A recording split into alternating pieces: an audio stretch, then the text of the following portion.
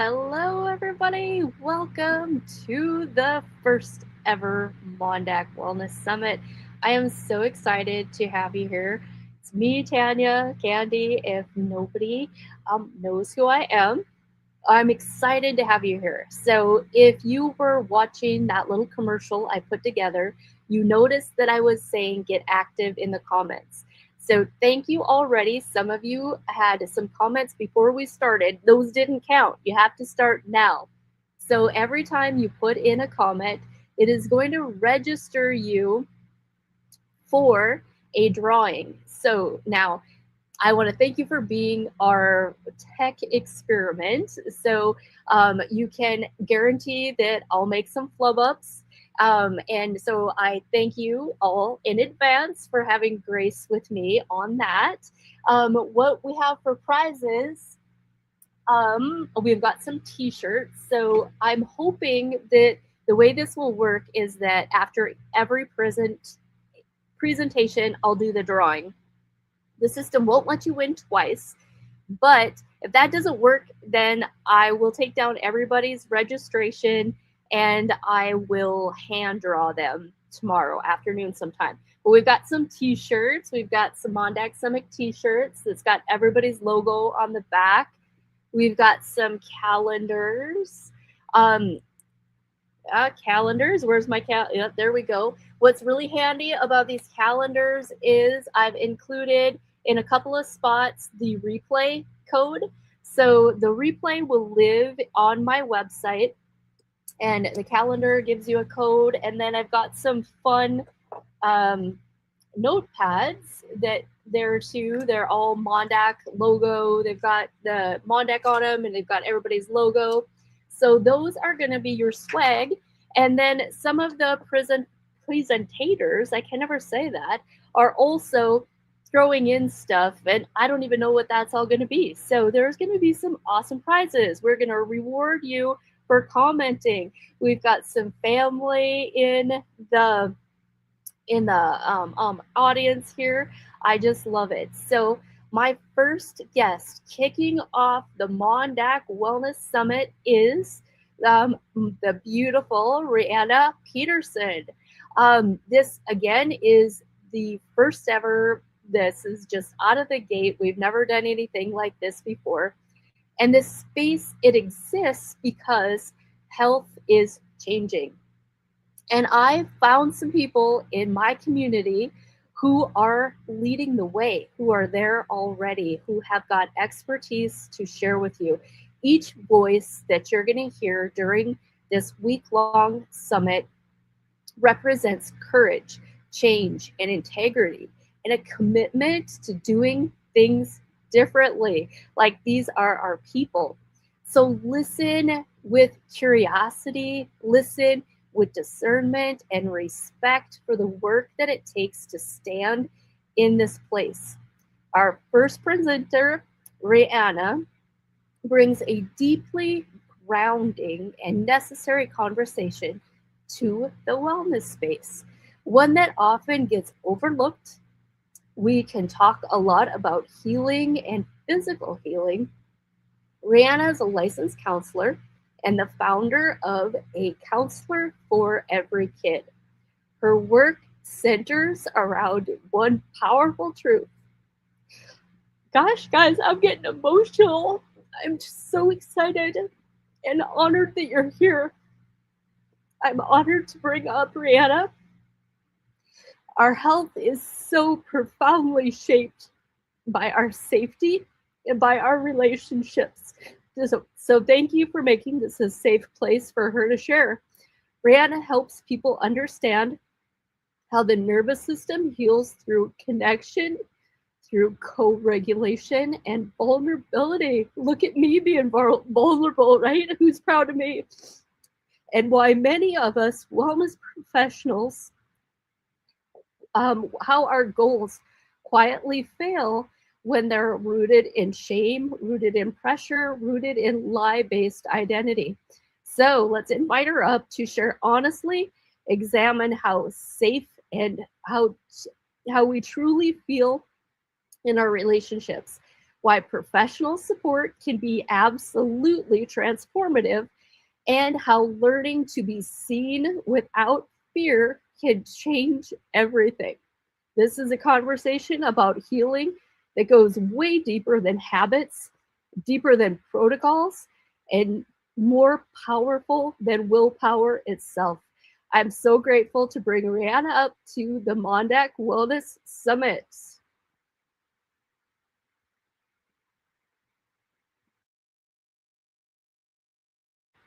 You're still muted. There you go. Can you hear me now?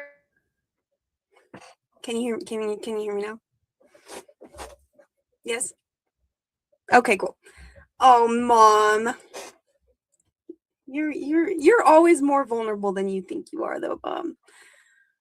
So it's just so interesting because like I'm looking at my notes, which I just copy and pasted from the form, that I don't know if you mentioned the part that you are my mother, my beautiful mother that we are all so proud of for doing these cool, innovative things. And I'm excited, like you said, this is the first, I hope, of many. And it's just, I'm like, oh, wow, I'm like the first of this groundbreaking, exciting thing. So, but anyways, you put that, I don't know, is that like an introduction about me from the stuff that I put in the form? And every time I like hear the things that I'm like passionate about from somebody else, I'm like, oh, that's like, that's a little deep. That's like, I'm excited, but I'm like, I do think I know what I'm talking about, but hearing it from somebody else, I'm like, wow, that sounds like good stuff. But I just wanted to point out also like what you said about the courage that it takes for us to be, I don't know, doing things different and stuff. I hadn't really ever like thought about it like that, and I just want to thank everybody in here and also everybody, you know, all of the fellow presenters, and especially you, Mom. I don't think you give yourself enough credit for the courage that it does take to do these types of things. And I was telling my husband before when I was getting ready, I was honestly, because this is my first like live thing, and it's hi beautiful grandma, and it's just, I don't know, it's just weird. And I was telling him that I was kind of comparing it to my second son's labor, where I was like trying to remind myself of how much courage that I did need. So I thought it was cool that you brought that out. But I also was kind of intimidated when you had mentioned that I bring something that is grounding, because I don't feel super grounded right now. I actually feel not very grounded. So just a disclaimer out there that this is not necessarily the me typically in my professional life. I'm a little more grounded in my professional arena. But yeah, but I liked how grounding and necessary, I would definitely agree, are very good things to describe the things that I am passionate about. Okay, but I'm looking at my notes. But Mom, I first wanted to ask you if you have any questions that you think I should start with from the things that I put on the form.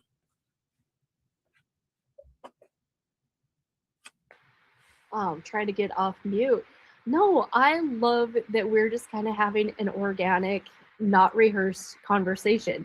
And even I think us coming together shifts that energy. Like we're just ready. Go for it. Yeah. Yeah. It's very interesting because I have a letter stored in my treasure box somewhere of that my mom wrote over me. I think my brother was in there somewhere, which is just kind of crazy to think about. The things that you wrote in there are literally happening in this moment. I don't know if you remember that, but maybe I'll share that for the next one when we're all a little bit closer. That's a little maybe too much to share with all these people that I haven't met yet, but maybe someday. So, okay, let me think about what would I want to share with everybody on here. If there was one thing that if I would want you to hear something that I have to say, is kind of like what my mom mentioned in the introduction, is truly the importance of like what we would call co-regulation. And something that I get really, I don't know, passionate about is like the whole nervous system thing is becoming quite a buzzword. And it is so important. It really is. I think spiritually, mentally, physically, it is very, very important. But my only concern with it is that a lot of times we're trying to change things about our nervous system just right now and for the future, and we aren't taking the time to really go back and figure out like, okay, how did this happen? Like, how did we get to the place? How did my nervous system get to where it's at right now? Like, and we could dive so far into, your mental health and triggers and XYZ. But the point is not really about that. I just really encourage people to, and like when I'm working with clients, whether it's in coaching or therapy, is like you have to go back to the past. You have to go to the past to figure out the present. And if I've learned anything through working with people, it's that is understandably very scary. And that's where I get so excited about the professional services. And I'm personally, as a counselor for every kid, I will say, like, kind of a disclaimer, I guess, the clients that I work with, I think there's maybe in my bio or something about I'm more with like young women. I have a coaching program right now that I'm working on developing called Finding the Language of You. And, kind of my niche is working with women who might be mothers, but are like coming to the realization that like they don't have to be go, go, go. They don't have to be perfect, all of these things.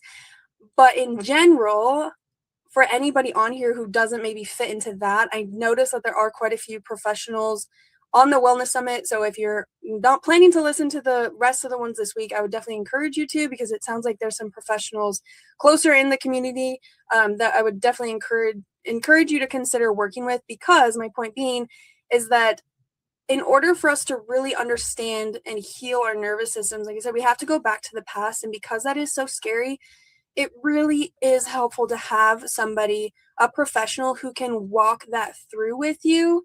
I notice in my career working with, I started in the mental health field working with young kids, like super young. I went to school thinking that I was going to be a school counselor, specifically like a high school counselor. And then I had the option to get my clinical professional counseling license. And so to do that, I had to have an extra internship, whatever it's called, practicum, in a clinical mental health field. And my first job ever, I left because now, like in hindsight 2020, it was kind of a silly idea. But the town and the Boys and Girls Club that I was working in and the public schools came together, and we created this program called the Atlas program. And basically every student in the Bartlesville School District was given the ACE test, Adverse Childhood Experiences. And we grouped together literally the most traumatized kids in the community, and we put them all together into one class. And now, even just now, as I say that, I'm like, oh, that was not a great idea. There was some really good things that came out of it. But anyways, that was like my first step into doing things different, because I found a book called The Boy Who Was Raised as a Dog. And I was actually reading it on my way back up to Montana to see family. And it was like the first thing that really put me into like this more holistic mindset. And again, like the courage to do things different.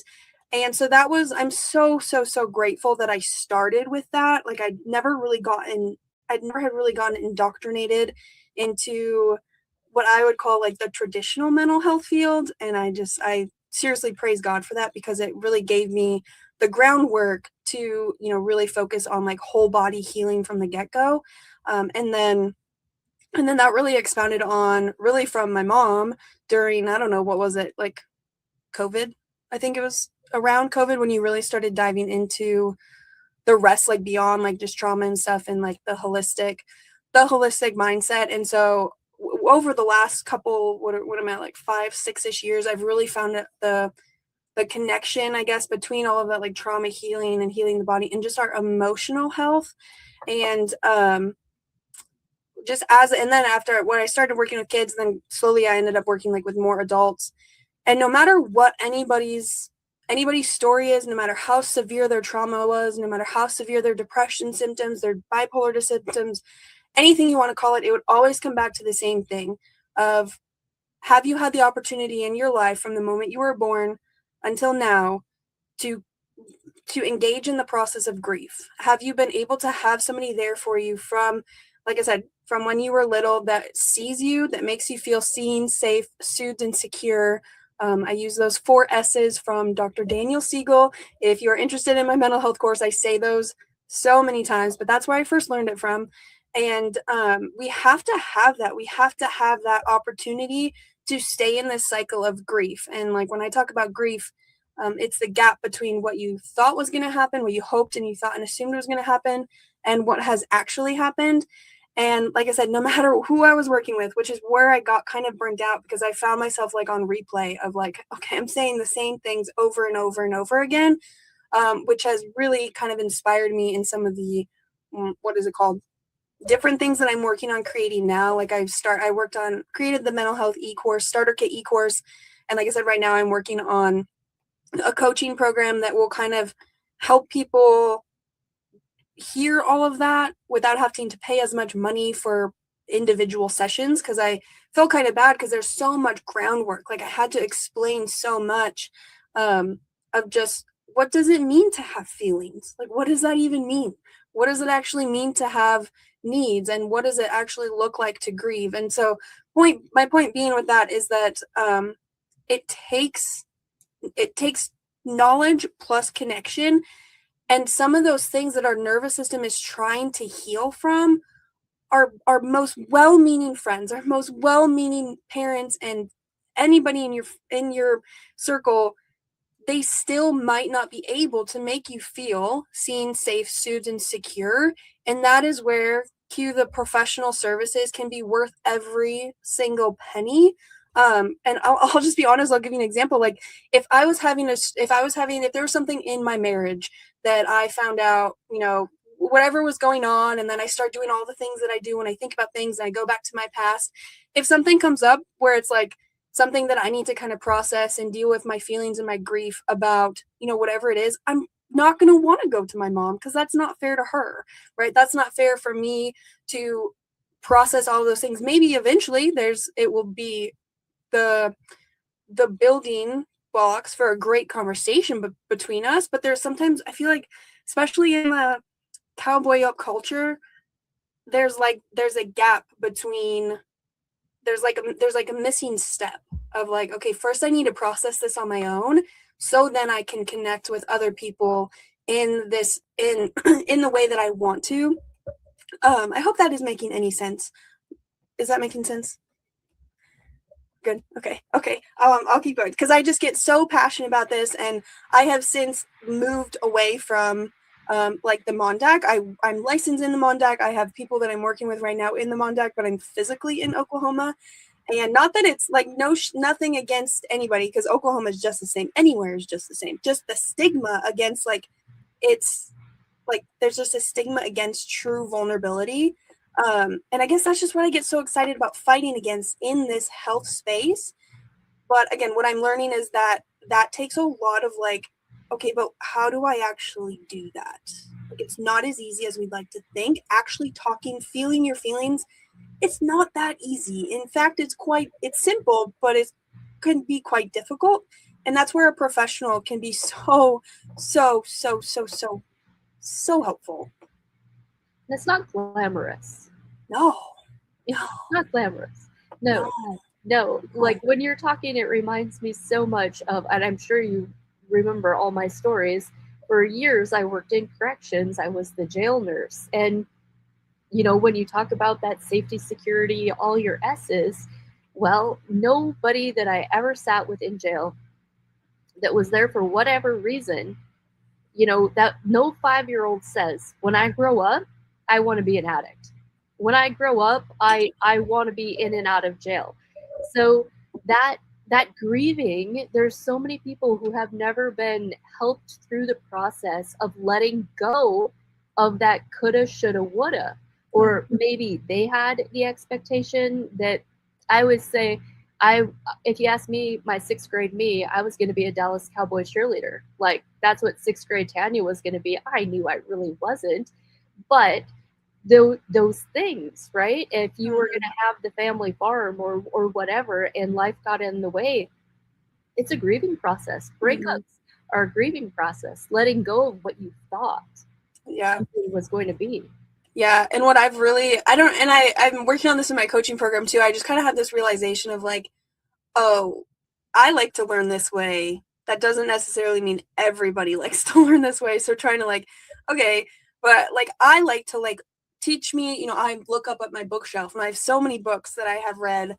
The Body Keeps the Score, everything about like, I want to learn, like, give me the full picture, tell me how this works, and then I want to break it down and, talk with people about it. So I guess I've really implemented that in my professional, I don't know, career and how I work with people, which really which is how I've created so far the Finding the Language of You coaching program that I'm doing right now, because I've gone like step by step. And what I have found that was like people really like to learn about their bodies, which you've probably seen this too, in more of like the physical health. Like, I guess there's a disclaimer because my passion, my niche is definitely more of like the heart issues. I like to know how my heart connects to my brain. You are much more better at learning all of the other things, and a lot, like, I don't even like the gut and all of those things, which I know are important. So I have found that people like to learn in certain things. So I guess I connect with people who also want to learn more about like how their brain developed and their heart specifically, if they want to learn more about like, oh, what is it called? Like, I think they call it like your gut, your third brain or whatever. That's not totally my thing. So, but anyways, I have found that people like to be taught. And so I literally I have in my program, and when I was working with my clients, I would go like step by step, like this is how your brain developed. This is how you were supposed to. And the thing that is really important about that, what I'm getting at is a lot of times we don't know what we are supposed to be grieving. There's just something I truly believe, because, like Matthew 18:3 says, like we were, the verse about coming like a child. I have found that there's so much of like, what does that actually mean to be like a child? And so there's just things that our souls craved from the moment that we were formed in the womb, that sometimes it's really, really helpful to actually be taught what was it that you needed. And the biggest thing that it always comes back to is attunement. And it's just interesting because a lot of times, and I would say I think there's a lot of things shifting, which I don't know, I guess I feel like from what I know, like obviously we're different generations. So I do think that when you said in the thing about being a leader, I have found that I feel like I'm definitely kind of, I don't know, that sounds cocky to say, but like a leader in like the young mom, the like women who are going to become moms eventually, of teaching them of like, no, seriously, like what does your baby's brain actually need to develop well, so that their nervous systems won't need this healing by the time they're in their, teens, 20s and 30s and beyond. And the thing that always comes back to is just attunement. And I think for various reasons in our culture and whatever, that is just something that has been overlooked, that again I get really passionate about. Like, pause, let's hold on, like what does that really, really mean? So that's one of those things that I think I have found that people benefit from learning, that they have to grieve that. So for example, like a question that I always encourage people to really look at is like, what did the first year of your life actually look like? And that can be very interesting to go into, because a lot of times when people think about childhood, they just think about when our memories start to become conscious, right? When we, a lot of times people think about like when your first memory was, typically around the ages of like 4 and 5, but actually the majority of your brain actually developed before you even turned like not, I shouldn't say the majority, before like even before like 2. And so there's just so much that goes on. And then another thing with that though that I always like to help people explain is that, it's not right or wrong, right? Like, for example, one of the things that my mom did for me that I won't do for my babies is I cried it out, like like for sleep training. And if you have done that to your babies, like no shame, that's fine. But I will tell you that I don't want to argue with any of the sleep trainers out there. However, I have cried. I have journaled about when I started to try to decide what I want to do with my baby's sleep. My body, my nervous system in those moments grieved the fact that I didn't have that attunement going to sleep at night. So that's just one example of like, those are those things that I would have never I would have never thought until kind of coming into this knowledge that that's something that would have impacted my nervous system. So point being, like, there's just little things like that are really helpful to know and to understand. And sometimes finding out the answers to those questions can be scary. And again, cue the help of a professional that can help you kind of hold space for that, and that can really help you see and understand that. And I like I said, I just get so passionate about kind of paying. And I know sometimes people get frustrated because it's like, I don't want to pay for somebody to just talk to. And it's like, I get that. I do understand like kind of the hesitations. Trust me, I'm pretty, what is it called? Pretty frugal. Like I don't do my nails. Like I don't spend money on super silly thing. I feel like food in my clothes is about like the most what I spend money on. But it's so much more than that. Like when you pay for a professional to talk with, to kind of share your heart with, again, you're putting an investment into your healing, into your growth. But however, how am I doing? Okay, I have like 15 minutes. Yeah. I will say though, however, not every professional is the same. And that's where I got really passionate about the mental health starter kit course that I created, was because I have just heard so many stories of, people who were finally at that point. They were finally at that point of like, all right, I'm ready. I'm ready for help. I know that whatever it is that I want to work on, or they have this realization of like, yeah, I can't actually talk to anybody in my circle I want somebody to talk to. And so they get this courage, and it just makes my heart break for all of these people who finally got to this point of courage, this point of like, I will be so vulnerable. And then they were met with a therapist who didn't make them feel seen, safe, soothed, and secure. I mean, I've actually even worked with people who it did the opposite, and they got to a point where they didn't know how to leave the therapy because they felt like they would be, chastised or in trouble. I have worked with people who have kind of shamed the client and whatever, and so stuff like that just absolutely breaks my heart, because I'm just having like all these flashbacks of like being in sessions and like getting emotional and like trying to like stay calm to think that like this client that I'm working with was ever treated that way by another professional. Oh, it just makes me so mad. Anyways, so that is why I created my mental health e-course, was because not only that, but people, like so many people can accidentally waste so much time and money by going to therapy, and they didn't even think about like, what are my goals? What do I want from a therapist? What am I looking for? Oh, I didn't know my insurance could pay for this. What? Like those are the things that get completely overlooked, that I'm really glad that I was able to put something together to help people in that process. Because yeah, it takes courage to decide that you want this connection with other people, and then there is a way to do that well. And I think a lot of people just don't know that, and they don't realize that. And so I'm hoping with that and some of the other resources that I like to create and make will just help people have encouragement to try to connect with, to connect specifically with a professional. But I also put in my mental health e-course in module 3 is all about like, okay, but what if that's not an option, right? Because I do fully understand the part about maybe you do want to try therapy, or maybe you just have different convictions that that's not for you, but what if there's like financial issues? I have in my module 3 all about how to basically not go to therapy, but I don't want to say get help, but just maybe improve your wellness without that, if it's something that that you need. I hope that makes sense. And so part 1 is what is therapy, part 2 is how to go to therapy well, and part 3 is what to do if it's not for you. And so I hope that makes sense. I feel like I'm trying to condense everything that I love and care about and am passionate about into a very short amount of time. But yeah. I think that's great. Oh, say, Peggy, Reanna, can you see Peggy's comment? Yes. So it's all online.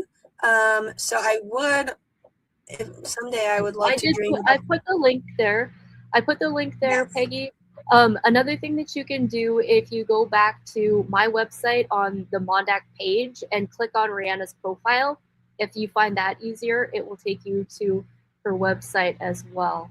So yes, but yeah. I would definitely encourage people to not don't buy or do anything until after this, because I definitely want to give away a free thing. I just don't know how all of that works, Mom.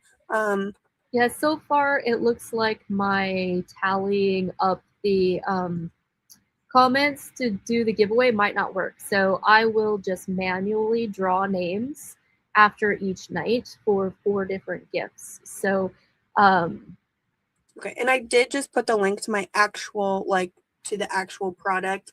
But now I'm like, See, now it's just so interesting because now I'm having like all this toxic shame about like, wait, hold on. I don't want you to think that I'm on here to like sell you anything because I'm not. I just want you to be seen safe, soothed, and secure.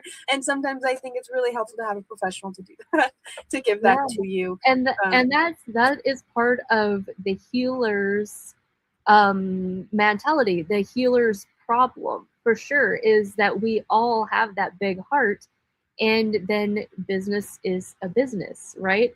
So we all suffer with that, each and every one of us. And I am going to say that part of the my whole big idea for doing this MonDak is that in the future, I don't know diddly about running a nonprofit, but that is where originally when I started this, there was a ticket price, and I wanted to have that my starter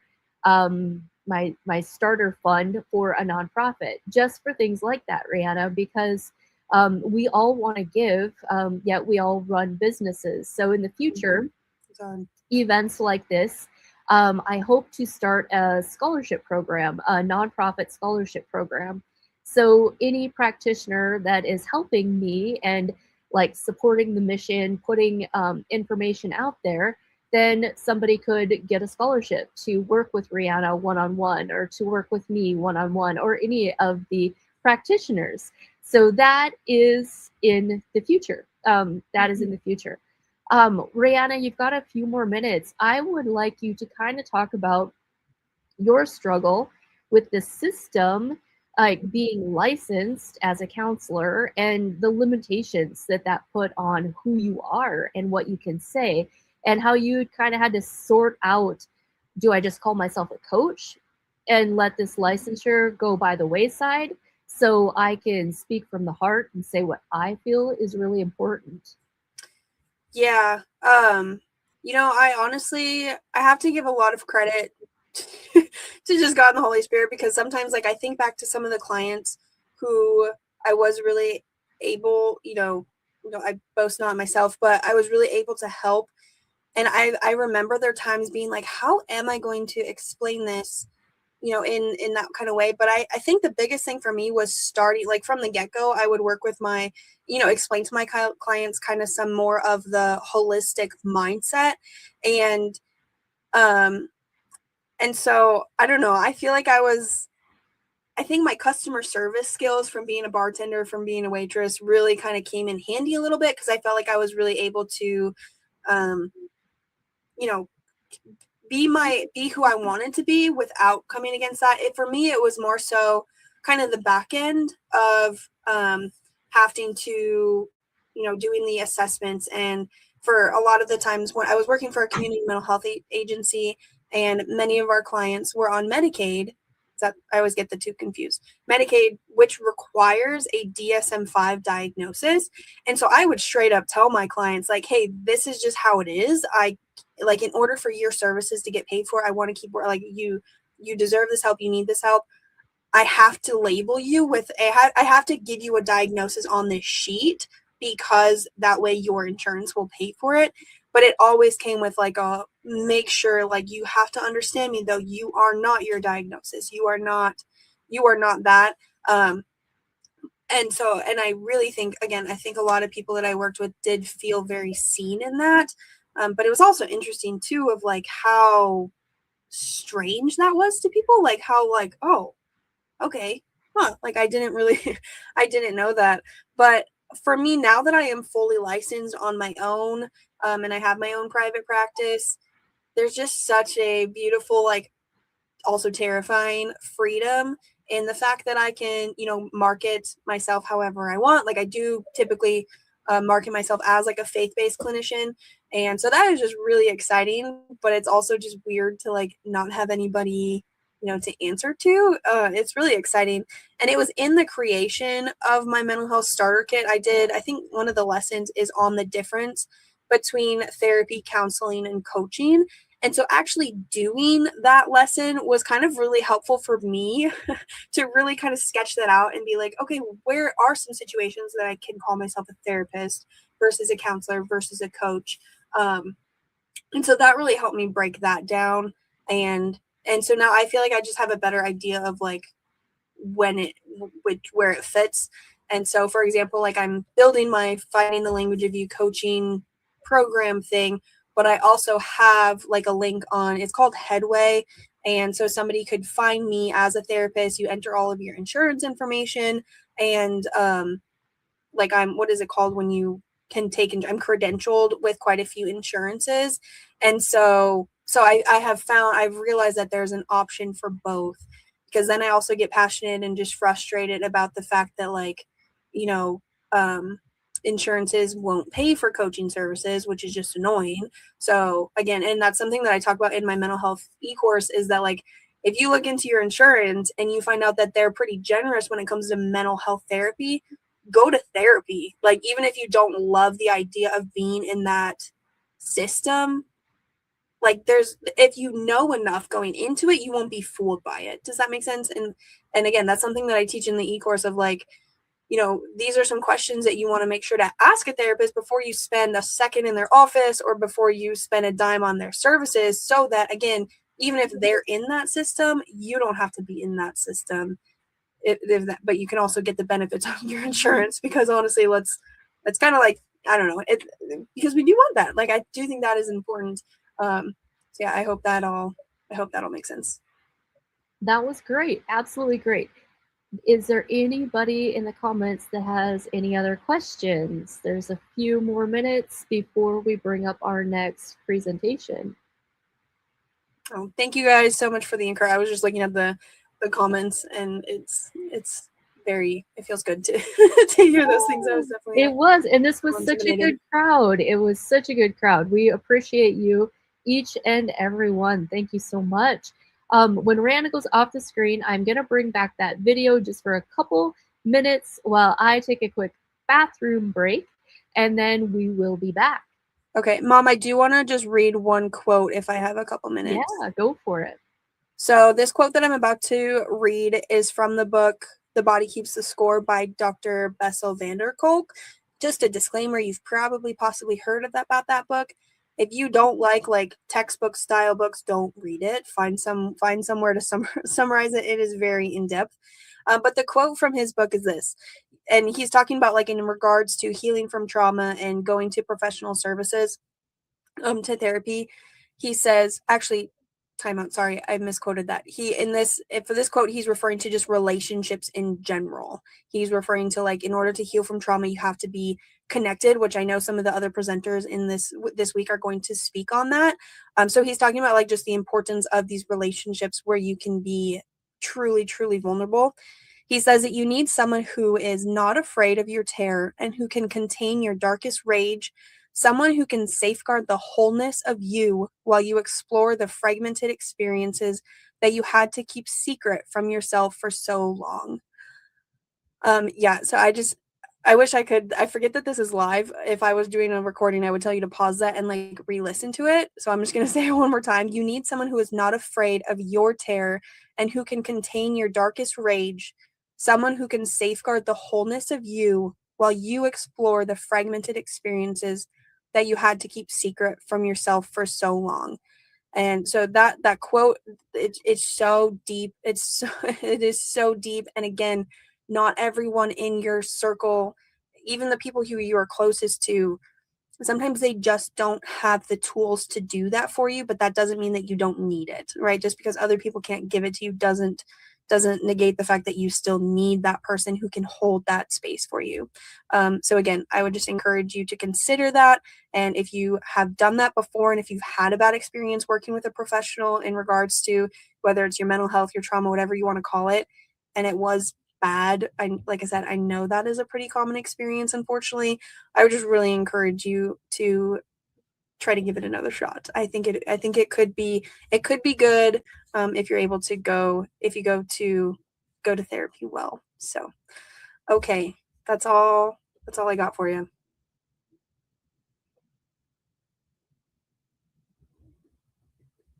I don't know what happens here because I think my mom may have ran to the bathroom. So let's see if I can find another quote for you. I'm still here. I'm still here. I'm still here. I figured out the drawing, everybody. Yay me! That was fast. The winner is Leona. I don't know how to say your last name. I don't know. Kanapkewicz. Reanna, how do you say that last name? She's in the comments I'm there. guessing the K is silent. Now, Lexi, I don't know. I'm sorry. That is one of my main vulnerabilities is my hooked on phonics. I could never be a radio announcer. So we did get a winner. Woohoo! Awesome. Leona, where are you from? Are you able to stop in at Awaken Wellness and pick up your prize?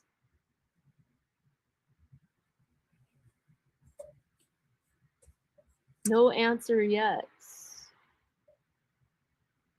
Okay, now Reanna, you can relieve yourself. I'm gonna put on that video. And thank you so much, everybody. You guys were a great first audience for me. All right, I just don't know how to get out of here. Oh, there we go.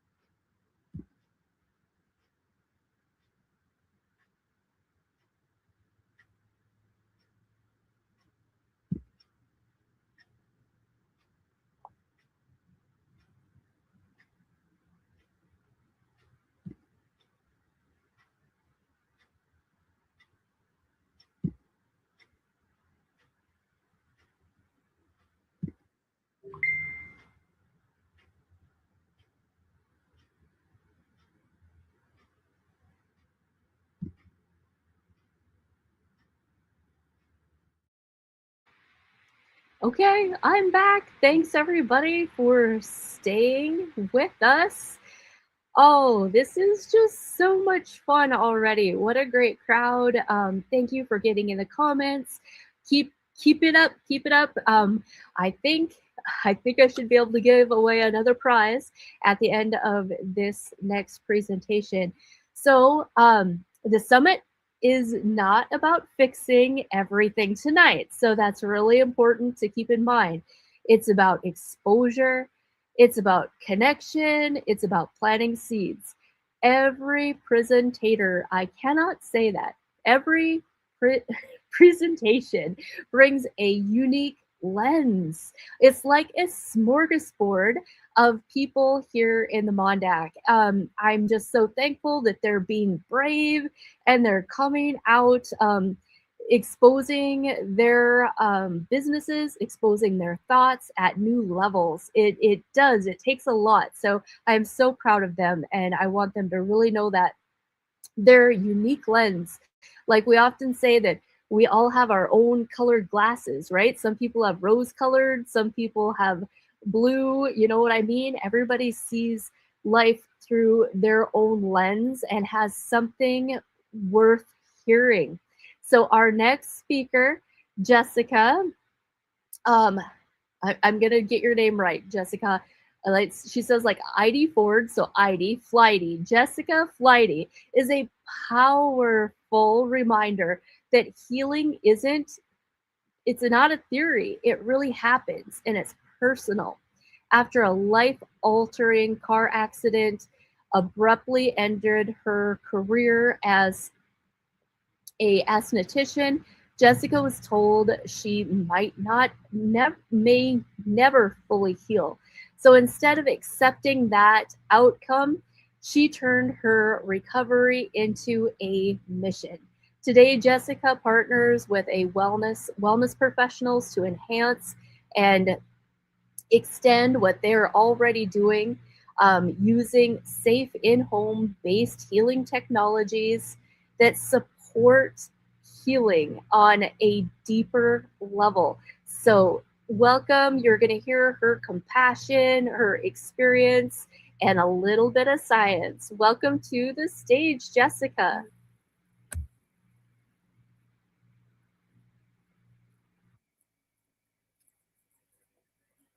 Can you hear me? All right. Thank you so much for that introduction, and what a great presentation. Earlier I was listening to Reanna. It's a really tough act to follow. So welcome.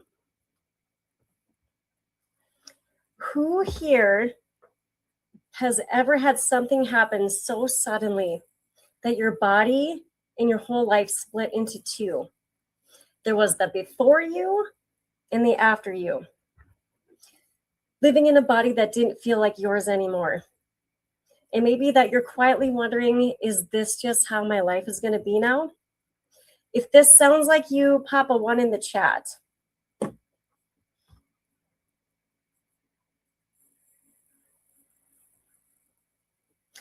Have you ever had a client or been the client who did everything right? Therapy, pills, surgery, rest, and still didn't heal? If you know how frustrating that is, pop a 2 in the chat. All right, we have some people. Well, what if the real problem isn't the injury, but it's that the body simply forgot how to heal itself? And what if there was a way to help it remember? Who would like to know about something like that? Drop a yes in the comments if you'd like to know about something like that. Got to look at my phone here so I can see. All right, if you responded in the chat to any of those questions, you are exactly who I came here to speak with. My name is Jessica Felighty, and I've lived through those questions. And after testing so many different things, I finally found something that changed everything for me. And now I help others do the same. So today isn't a lecture, it's a story, my story, and stories of others who felt hopeless until one thing shifted. And maybe if you choose, it can give you hope and hope to your patients. 7 years ago, I was 39 and I felt on top of the world. I was a paramedical esthetician, a career that I loved, using my hands with precision to help people feel beautiful and confident every day. And I was extremely active. I water skied, snowboarded, golfed, did yoga, anything just to be outdoors. Life was good. And then one day, everything ended. Let me tell you what happened to me. I was a passenger riding in a pickup. The tire caught the edge of the road. The driver overcorrected and we rolled 5 times, I was told. I was thrown out of the back window like a rag doll from one side of the ditch to the other. Both wrists shattered. Multiple ribs broken, my shoulder blade crushed, my neck damaged. The surgeon stood over me and he said, "You should be paralyzed from the neck down or not here at all." Doctors told me I'd lose my career, my hands would never work the same, and it would all get worse as I got older.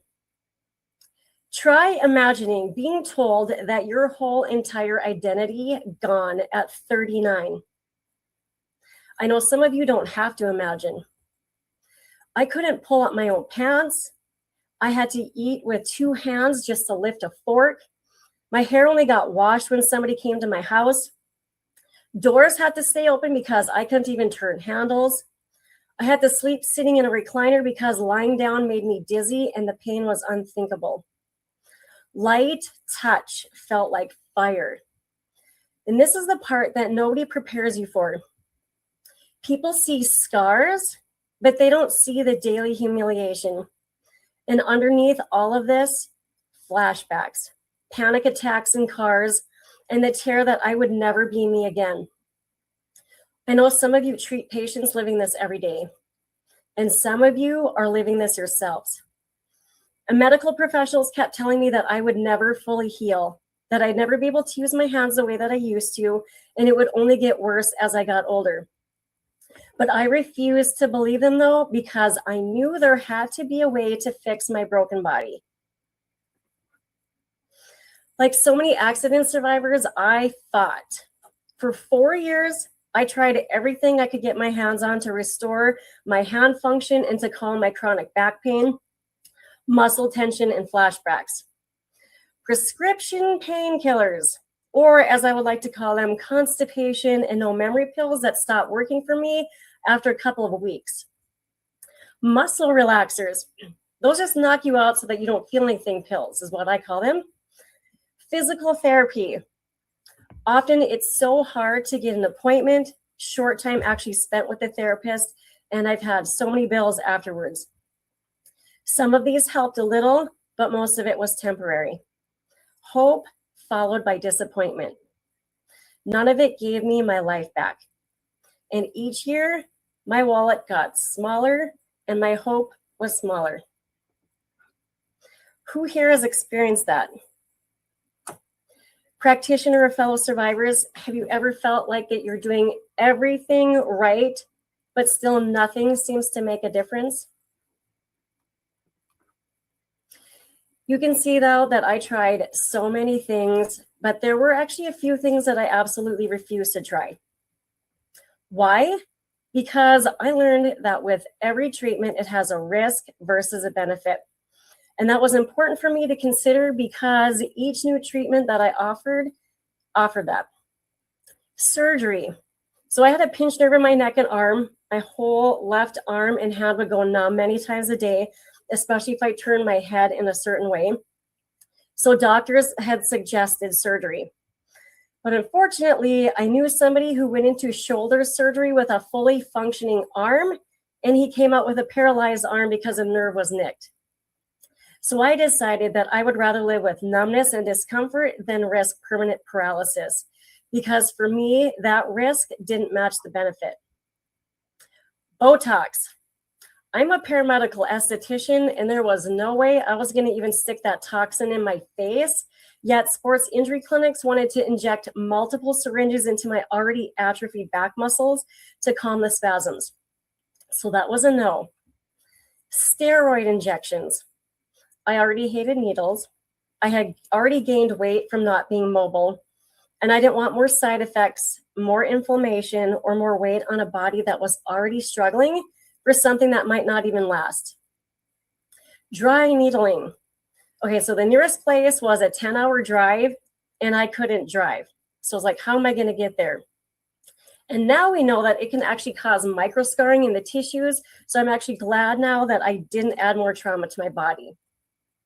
Massage gun. My hands didn't even work well enough to even hold one. So honestly, I had zero desire to even try jackhammer my already hurting muscles. So yes, I did refuse some things, but here is the important part, that I refused to stop looking.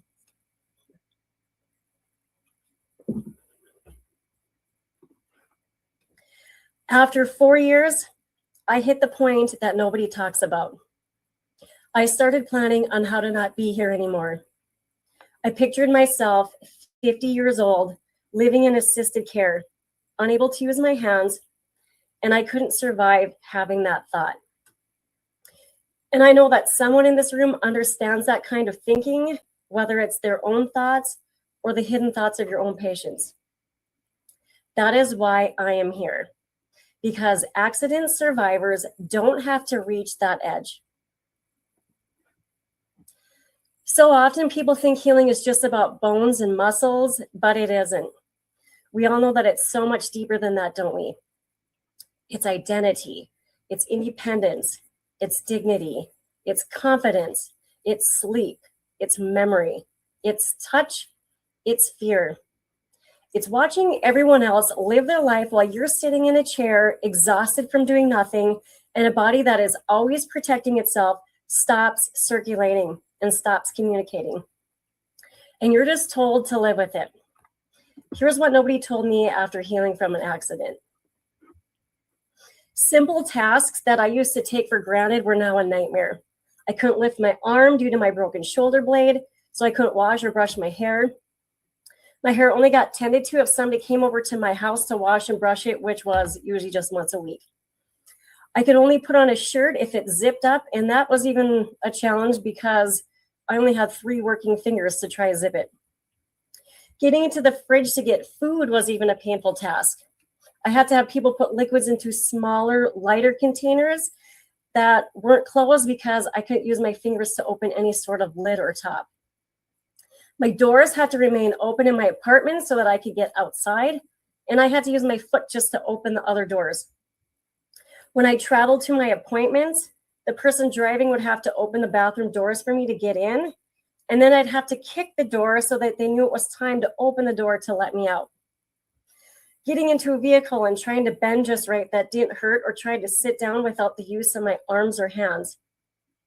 I had to kick the handicap button open to open the door just to get into the hospital to get to my physical therapy appointments. I couldn't lie down in bed because I couldn't even get into bed, nor could I lie flat on my back without wanting to pass out due to poor circulation. So I had to sleep in a recliner so that I didn't get dizzy, and that was a challenge because everything hurt and was broken from the waist up. Anything that brushed lightly against my hand skin made me want to scream and go through the roof in pain because everything was hypersensitive. And because my right side of my body was damaged, my left side started to overcompensate, which showed up a year later with new aches and cramps. Physical challenges can sometimes be temporary, but it's the emotional and the psychological aftershock that takes the longest to heal. I cried every time that I had to go to physical therapy. One reason was because it was just physically a lot to even get there, but mainly it was because of all emotions that bubbled up as I sat in the lobby just waiting for my turn. I was anxious because I realized that I was going to physical therapy because I wasn't normal anymore. My body was broken, and I couldn't do the simple tasks that I never used to have to think about to even do them. Now, I have to learn how to button up a shirt like I'm a kid again, to grab a pencil, and to pick up a glass and move it to my mouth. My career depended on my recovery, and I was scared, sad, and angry all at once. What if I can't use my hands again? Will I have to go back to school? Can I afford to start my life over again at my age being single? I stopped going out in public except to walk to go get a few groceries. I had social anxiety because people would come up to me and ask why I was walking weird and why I had scrapes on my arms and face. People would always ask me about the car accident and ask if I remembered flying out of the vehicle. Outsiders never realize what's actually going through your mind post-accident. They think that they're being caring by asking, but really it just sends you on an emotional roller coaster that you would rather forget. I couldn't even watch a movie with a car going fast without having a nervous breakdown. Any slight movement as a passenger in a vehicle would trigger me. I wondered, will life ever be great again? Or is this just what I meant to live with? One day, after 4 years of testing so many things and losing hope that I would ever be normal again, something kind of weird happened. I was visiting a friend and she said, "Jessica, lie on this mat that I bought." And I laughed. A mat? After everything that I've tried, how is this mat going to help me? But I lie on it, mostly to be polite, and something happened. Not dramatic, not fireworks, but something inside my body woke up, like circulation whispering back into my life. I went home and I did what all skeptics do. I researched. And then I tested it myself every day, like brushing my teeth. 3 days in, my grip was already getting stronger. My back pain already started to change from sharp to dull. And for the first time in a long time, I actually slept throughout the night. 3 months in, I forgot that I'd ever been thrown out of that pickup because I could now open doors, I could cut food, I could drive without my hands locking up, and I could actually stand without needing a chair in the room. And eventually, I did something that I thought I would never do again. I gripped a ski rope and I slalom water skied. And I cried, but not from pain, but because I finally got my hands back and my body. So you might be wondering, is this mat actually magic?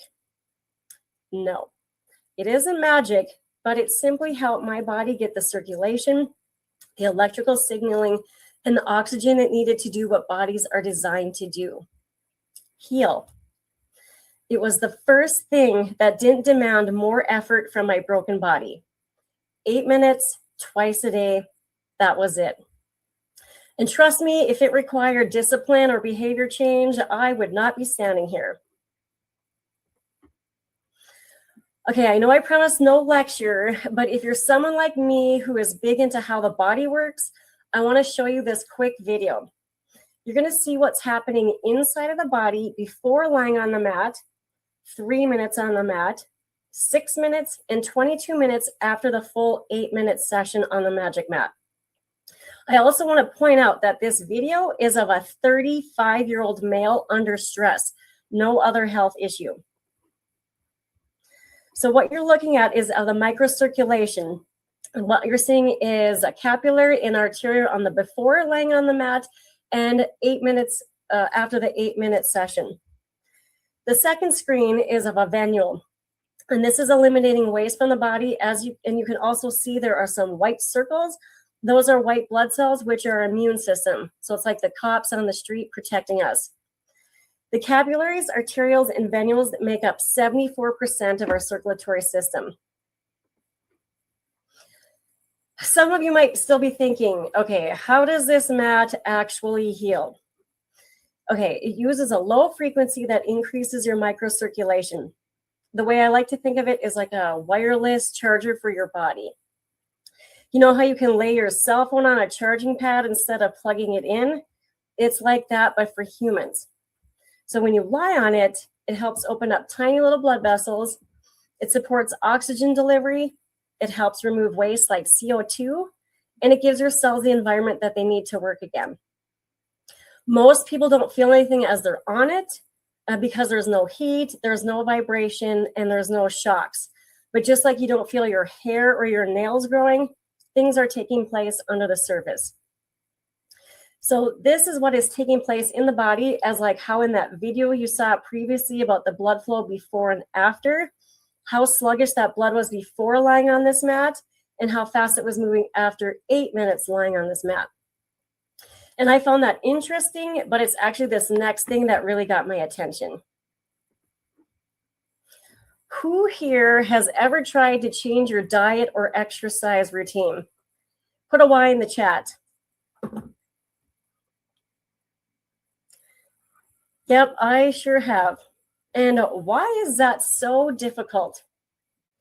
Because it requires a change in behavior, correct? And that's often not an easy thing for most of us. But what if I told you that to get full benefits of the magic mat, it requires no change in behavior? This magic mat is a great team player when it comes to working with other devices or other treatments. This is being used as an adjunctive therapy that can be incorporated into patient treatments if you're a clinician, and for patients to use at home in between treatments. So it doesn't matter that if you're in a clinical setting or in the comfort of your own home. The basic protocol for maximum benefits is 8 minutes in the morning and 8 minutes in the evening on a full body mat. That's it. Easy, right? You can put the full body mat on top of your body if you are immobile and can't get out of bed, the recliner or hospital bed. You can be on the couch, recliner, massage table, chaise lounge chair, floor, or on a rug. You can even use it outside in nature. If you're someone who travels a lot for work or pleasure, there's also a second body mat. This one lies nicely on your mattress, and you can put it under your mattress cover and sheets with your blankets over it. It also works well on a massage table in your clinic. It also folds up nicely for travel in your backpack or suitcase. And if you or your patients have bladder or colon leakage issues, you can also use a waterproof mattress cover so that your bed doesn't get wet. Maybe your body isn't fully broken like mine was, or maybe you've just got one main injury or one main sore spot. This magic mat also has a special applicator for local healing. I want to talk about Ken. 53-year-old Ken had already been through the frightening part, a blood clot that eventually dissolved. But the swelling in his legs and feet never truly left. So it made even the simple act of him putting on his shoes feel like a daily reminder that something still wasn't right. When I met him, I used one applicator over his liver for 8 minutes, and at the same time, I placed another below his calves to his feet. And after that short session, I repositioned one applicator and left one B-sit under his calves and feet. The next day, his wife called and told me that Ken had been outside on his feet working all day. And that was something that he hadn't been able to do comfortably in quite a while. But she still had wondered, what exactly should we be looking at to know if it actually did anything? 2 days later, she texted me again. Something interesting happened, she said. Yesterday morning, when Ken went to put his shoes on, his shoes were too big.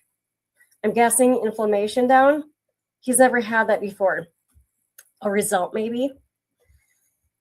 Her words weren't filled with hype, but a quiet surprise. A moment noticing something in real life that didn't used to happen. I've also had the chance to work with people of different ages recovering from knee and hip surgeries. What struck me wasn't just their determination to not miss out on upcoming activities and events that they wanted to be healed for, but it was actually their pace of their recovery. Orthopedic surgeons often remind patients that a full recovery can take close to a year. But all the individuals that I've worked with were showing the kind of progress that we typically expect at the 12-month mark. But only they were reaching that level around month 3. The only variable that we changed was adding daily sessions with the mat and specific applicator positions. Nothing extreme, just a consistent protocol alongside whatever their surgeon had already prescribed them. So I'm not claiming that it replaces rehabilitation or medical care, but what I am noticing is this approach seems to support the body's natural healing process in a way that I didn't expect. And when people can reclaim 9 months of recovery, it raises questions worth exploring. I also want to share a story about how I helped use the B-Sit to help Dan. At an expo earlier this year, I met Dan, a 71-year-old veteran who was working the booth next to me. He asked about the mats in my chair, and when we began talking, he quietly shared some pieces of his story. For years, he had lived with nightmares from his military service. He relied on a walker because any kind of distance was exhausting. And with a mix of embarrassment and honesty, he told me that even his relationship had been affected. He hadn't been able to perform in the bedroom in more than 2 years, even with taking the blue pill. Since we were together for 3 days, I asked if he'd like to try some sessions and just see if anything shifted for him. And I did 3 times a day for 3 days. I had him sit on the B-Sit. After the first day, he came over with a surprised look on his face and said he had walked to the bathroom without his walker, only resting once. And that night, he told me he slept straight through the night for the first time in a long time. On the 4th day, he sent me a text that I would never forget. Just 4 words. I got it, Geronimo. And that was his way of just saying that he had gotten a piece of his life back. The B-Sit is also used for temporary or long-term wheelchair use. And if you've had an amputation, the B-Pad is great to relieve swelling, to help nerve damage issues, or assist in healing irritations from a tight or rubbing prosthesis. I want to share a story about Sherry. When I first met Sherry, she had just been sent home from the hospital with severe swelling in her amputated limb. They told her that there was nothing more that they could do for her. 2 days later, the swelling became so painful that she ended up back in the ER. Because of how swollen her limb was, she couldn't even put her prosthesis back on. They sent her home again, and this time with compression stockings. But the discomfort didn't change, the swelling didn't let up, and she was still stuck, unable to move the way that she needed to just to function day to day. A close friend of hers reached out to me and asked if I could help in any way. And I told her the truth. I don't know if this is going to help her, but I really think that we should try. So I focused on 2 areas, her limb and her liver. And I repeated a simple routine that she repeated every 3 hours. What happened over the next few days surprised all of us. By day 3, the swelling had come down enough for her to put her prosthesis back on. But it wasn't just the swelling.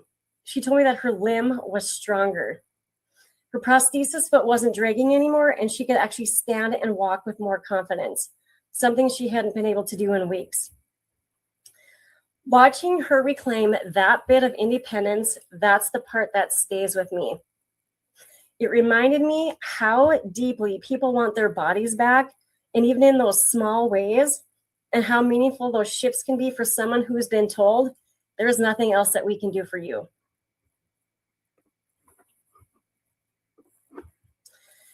There are many ways that I use the B spot and B pad in my healing journey.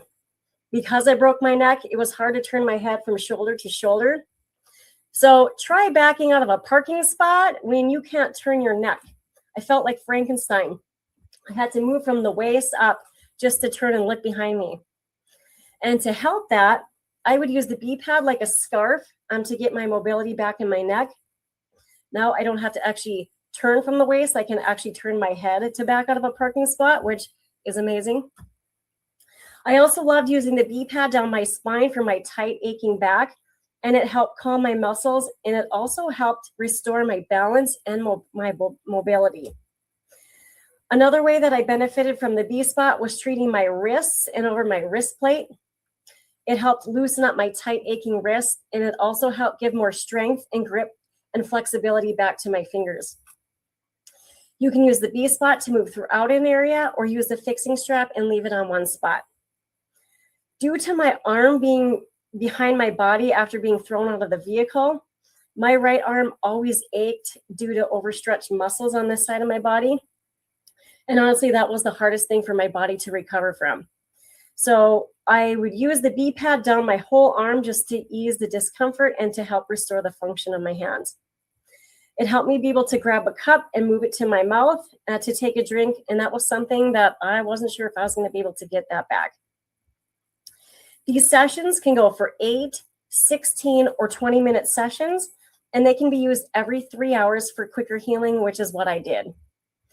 For the lower body, there are also many ways that you can utilize the B pad and the B spot.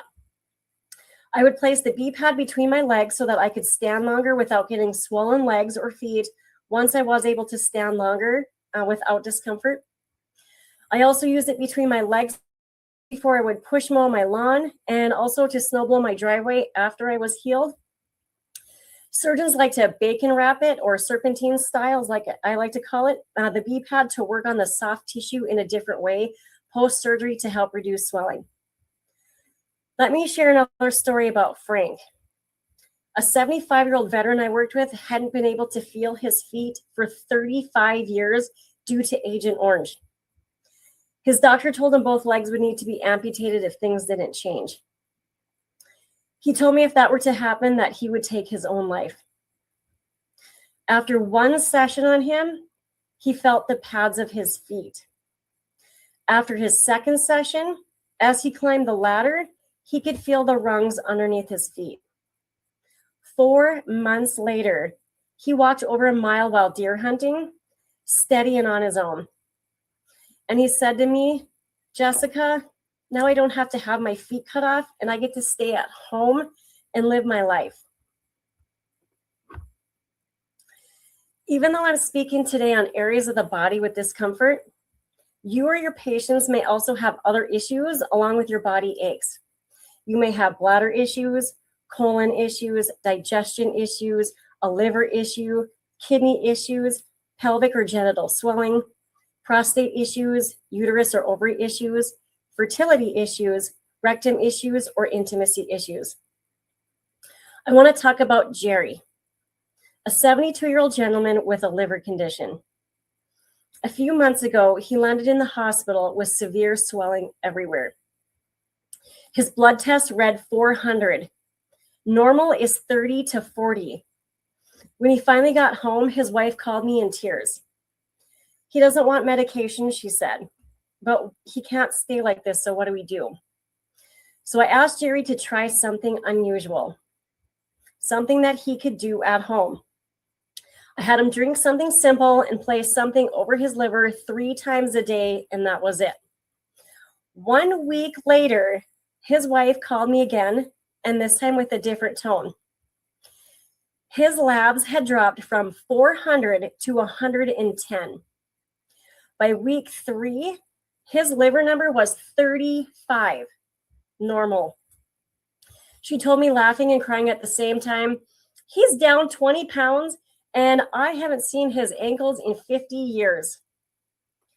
That's when you realize sometimes the body just needs the right nudge and it remembers exactly how to come back.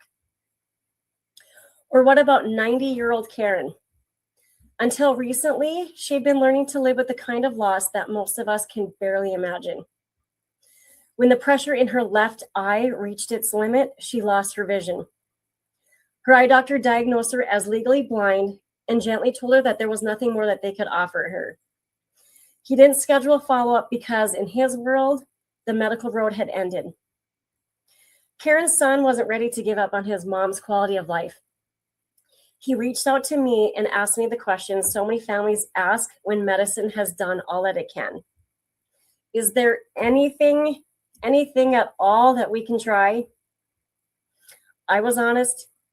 I told him I don't know if what I do can help her, but I also knew that it was safe to try, and I knew the technique had been used by an optometrist for certain eye-related conditions. So we tried 1 8-minute session. 3 hours later, her son called again, but this time in utter shock. His mother, who'd been seeing only black in that eye, was now seeing blurry color. Over the next month, I saw her 5 more times using the same technique. Slowly, she went from darkness to color to shapes to the world beginning to come back into view. When she returned to her eye doctor, there was actually enough restored vision for them to move forward with a retina transplant, an option that hadn't even been on the table before. And today, at 90 years old, Karen has her eyesight back in that eye. So this isn't a story about a device or a protocol. It's a story about a woman whose world had gone dark, and a moment, a sliver of hope returned. It's a reminder that sometimes, even when medicine has reached its limit, our body hasn't. The PEMF wave can go through casts, mesh, and even if you have plates, screws, or rods inside of your body, that is not a problem.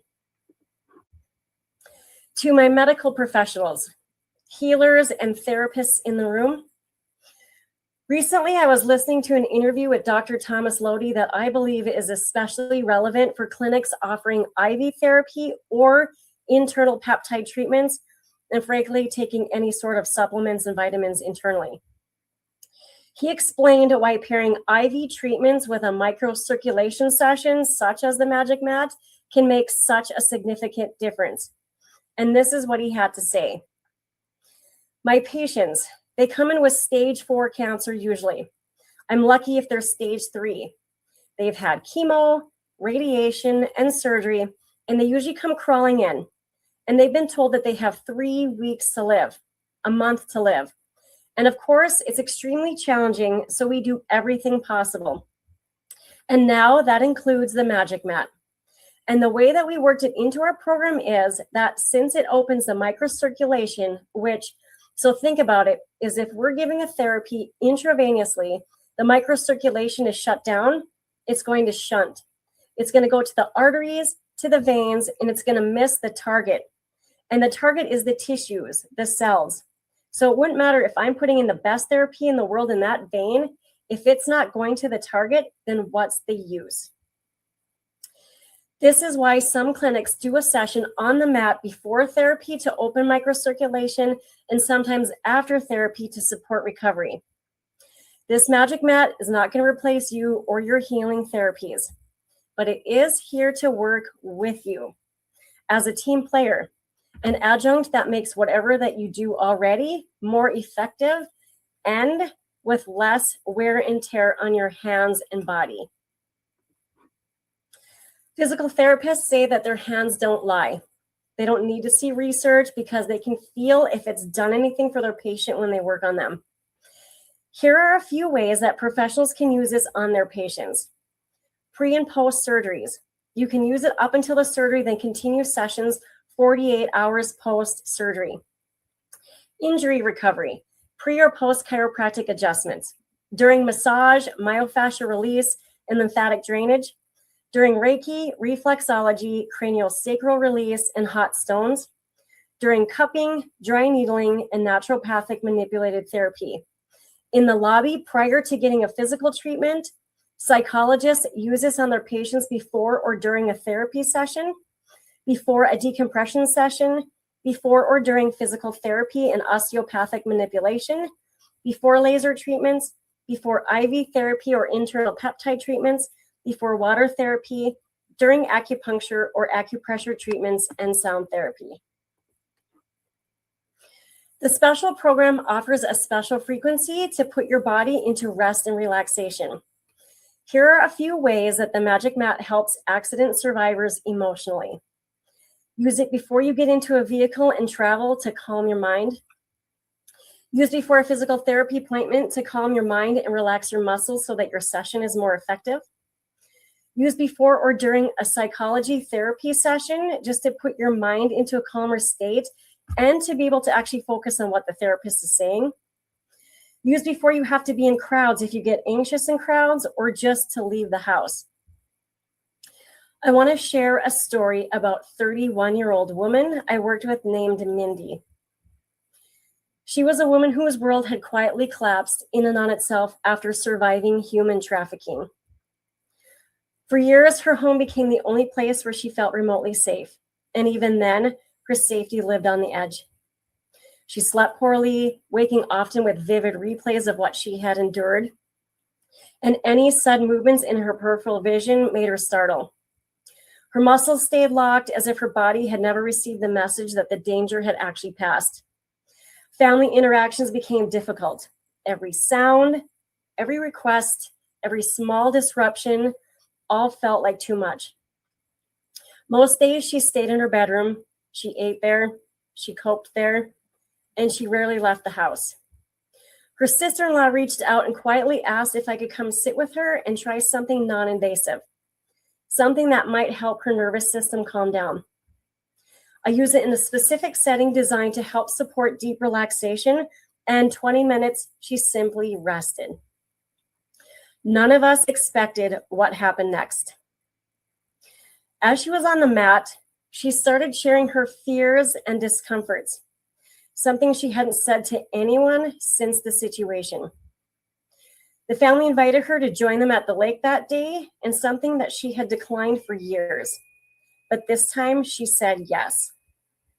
Not only did she leave the house, but she spent the afternoon outside around people, talking, laughing lightly.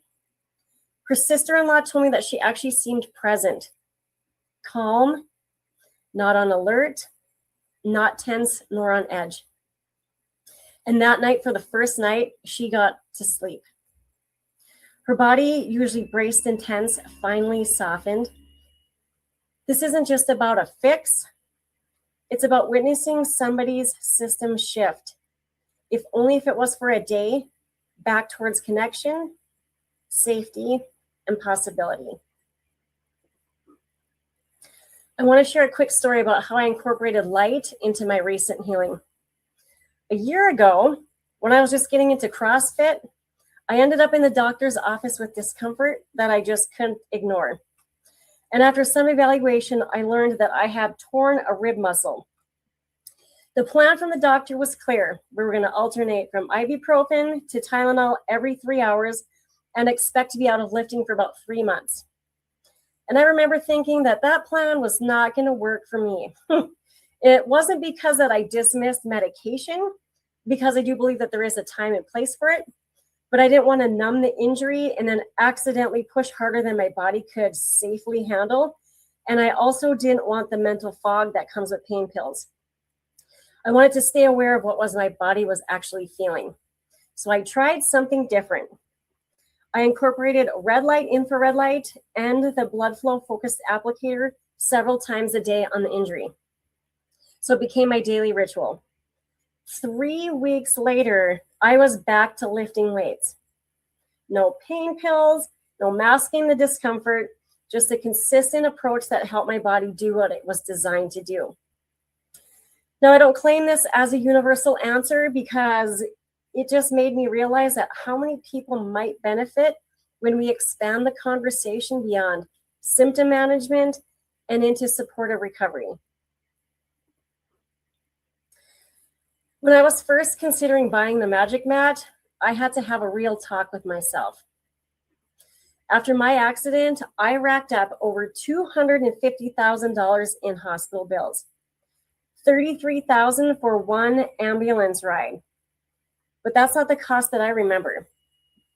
The real cost was 4 years of missing out, 4 years of watching life happen without me in it. And every dinner that I left to go lie down because my back hurt. Every sporting event that my niece and nephew competed in, and band concert that I said no to. Every trip I passed on, and every day that I needed help just to brush my hair or get dressed. The first thing that I used to do when I walked into a room was to find the nearest chair and sit down. I didn't just lose mobility, I lost me. And that's the cost that I want you to think about. Because maybe you or someone you treat is paying for it right now. Maybe the cost is planning your whole life around pain, saying no to things that you love because your body can't handle them, feeling like a burden, and wondering who you're going to be in 5 years if nothing changes. So before you ask, how much does this Magic Mat cost? You might like to do what I did. I asked myself, what's this already costing me to stay like this? And be honest, because that answer might change your life like it did for me. I find it fascinating that so many of us think nothing about spending $70,000 on a vehicle. Friends of mine didn't even blink an eye when they spent $10,000 on a bathroom remodel. Yet something that actually heals our actual body is often seen as way too expensive or out of budget. Do you want to know the thing that really shook me and the thing that made me realize that I needed to buy this Magic Mat? You remember my fear about having to live into assisted living because I couldn't take care of myself? Guess what 1 month in assisted living costs? Does anybody know? Comment in the chat. I'm going to see if I can pull it back up.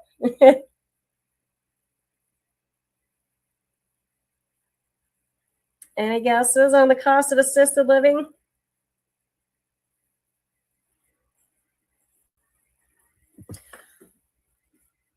One month in assisted living in America costs on average $13,000 a month. 1 month. And that's more expensive than the cost of the Magic Mat. Crazy, right? Anna is 68. 2 years ago, she couldn't stand for more than 10 minutes. She could barely feel her feet and wore a boot, relied on a cane, and planned her days around the bathroom. She said her and her husband stopped traveling, something that they lived for post-retirement. Then I met her. After her first session, her digestion shifted. By day 3, she greeted me at the door, standing without her boot or cane. Today, she's grocery shopping again and going on little dates with her husband. And this year, they finally went to Italy. When I asked her husband what the best part of the trip was, he said, watching Anna stand smiling while the waves hit her. Sometimes the moment that matters the most is just simply being able to stand again.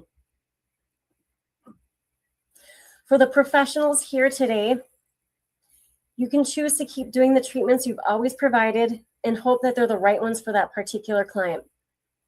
Or you can choose to add something that doesn't wear out your hands, doesn't require more pills for your patients, and enhances the treatments that you're already providing for them. Imagine how grateful that they will be when you finally help them heal.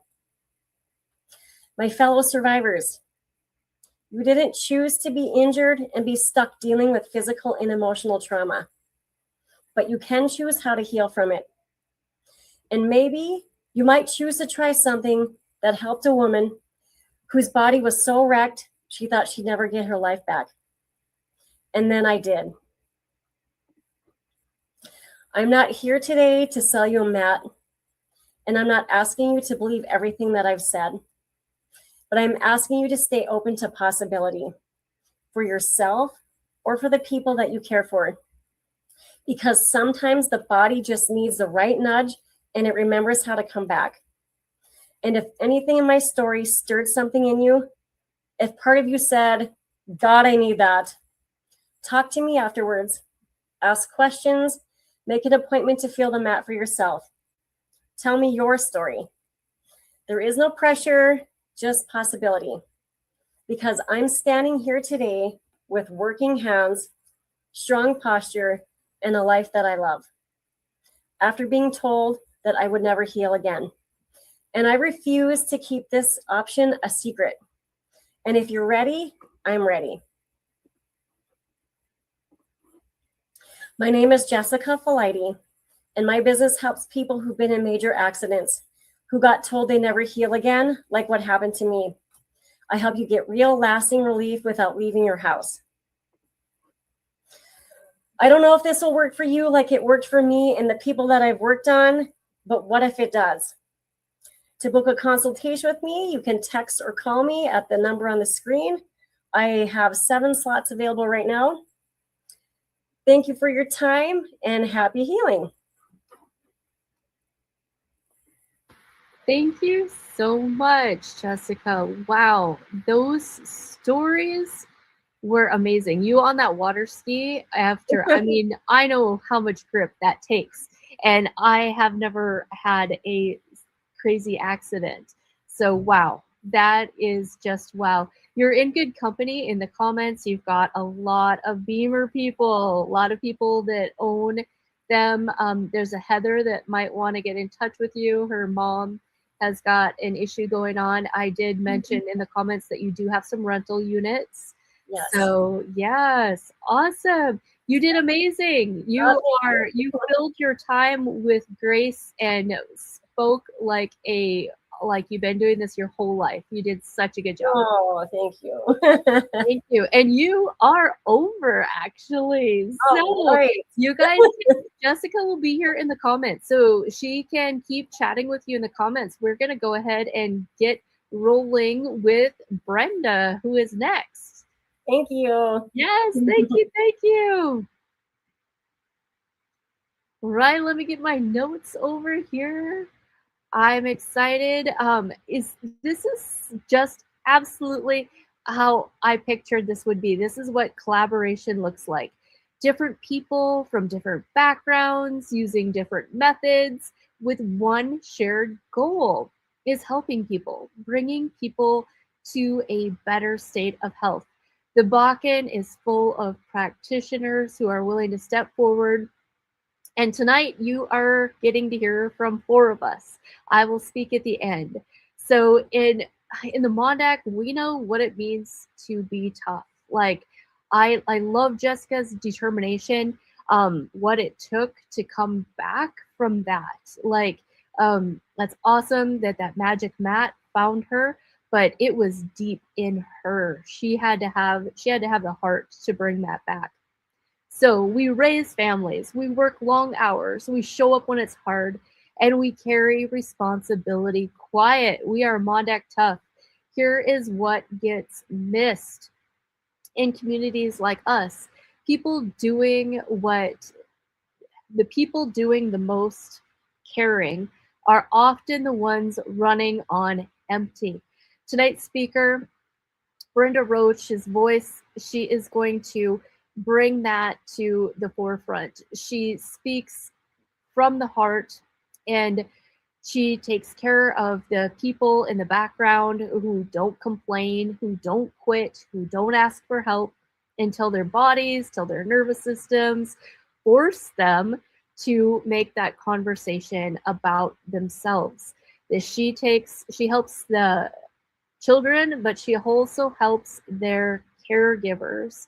Caregivers just get left in the dust. She is founder of Health and Wellness by Dr. Brenda. She works at the intersection of brain science, caregiving, and real life. Not theory, not trends, and not perfection. Come on up, Brenda. Thank you so much. This has been so inspiring, all these speakers. It's amazing. It really is nice to see all of the different ways that we can, different technologies and different things we can do to really look at healing kind of our lives. So if you want to bring up my slides there, Tanya. Excellent. Thank you so much. So again, I am Dr. Brenda Roach, but you can call me Brenda. I'm a pediatric neuropsychologist, a wellness practitioner, and really someone who has spent many years just walking alongside families of children with special needs, foster, adoptive parents, grandparents, and the professionals who support them. But before I go any further, I want to say one important thing. If you're watching this and you are not a parent, grandparent, caregiver, or professional supporting a child with special needs, this conversation is still for you. Because while many of my examples come from a caregiving world, the experience I'm going to be talking about is much broader. Many of you here tonight are very busy people. You give a lot to others. You show up. You take responsibility. You carry more than most people actually realize, probably including yourself. And if you're here, it's likely because you're also on a quest to improve your health, energy, focus, and well-being. And the brain doesn't differentiate between the types of demand: chronic busyness, chronic responsibility, chronic stress. They all impact our nervous system in very similar ways.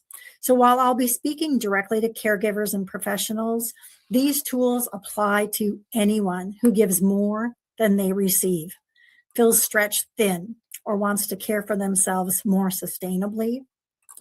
If you have ever felt overwhelmed, exhausted, or like your own needs keep landing at the bottom of the list, how many can relate to that? You're in the right place. And one of the things that's become very clear to me is caregivers are some of the most strongest people I know, but they also are some of the most exhausted. Tonight is not about fixing you. It's not about doing more, trying harder, or becoming more disciplined. Tonight is about understanding what caregiving and chronic responsibility do to the brain and body, and learning how to care for yourself in ways that are realistic, sustainable, and compassionate. So we have this invisible load. Caregiving carries a really invisible weight. It's the emotional labor of anticipating needs before they're spoken. It's the constant vigilance, always watching, always listening, always preparing for what might happen next.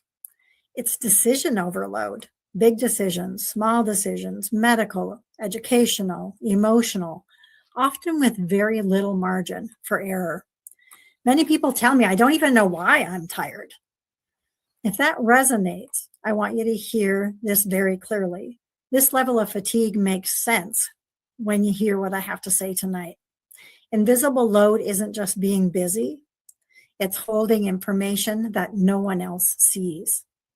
Knowing which foods might cause that next meltdown, tracking medication schedules in your head, anticipating transitions, scanning our environment for the triggers that might be occurring, replaying conversations long after they end.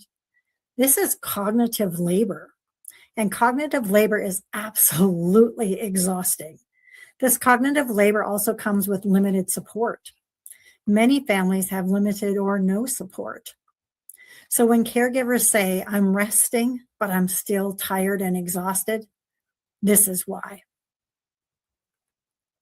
So let's talk a little bit about chronic stress and what it actually does neurologically. So I'm going to get a little neuropsychological with you here, but ongoing stress really impacts our focus. It's harder to concentrate or stay organized. It impacts our memory. We might have word finding problems or remembering all the appointments without looking at the busy schedule multiple times a day.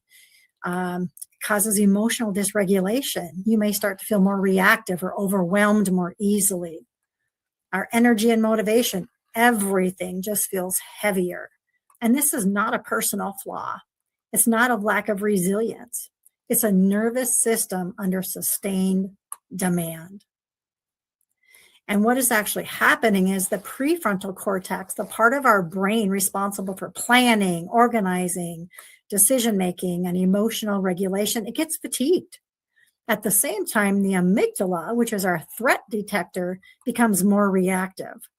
Our stress hormones like cortisol stay elevated, executive functioning decreases, compassion fatigue increases. This does not mean you care less. It means, again, your nervous system has been asked to do too much for too long.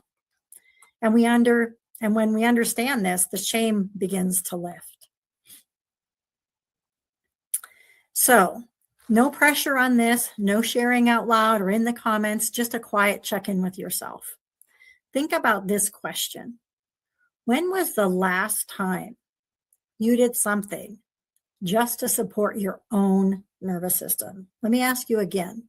When was the last time you did anything, just something to support your own nervous system? Not for your child, not for your family, not for your job, but just for you. If it was today, amazing, and that is wonderful. If it was yesterday, that counts too. But if you honestly can't remember, you are exactly where you need to be tonight. Before we go further, let's just pause together. I want you to put your feet on the floor. Drop those shoulders. Unclench that jaw. Slow breath through the nose and a longer breath out through your mouth. That long exhale tells your brain, I'm safe. This is regulation. And regulation doesn't require silence, privacy, or perfection. It just requires awareness. So how do we support a caregiver or a busy person's brain?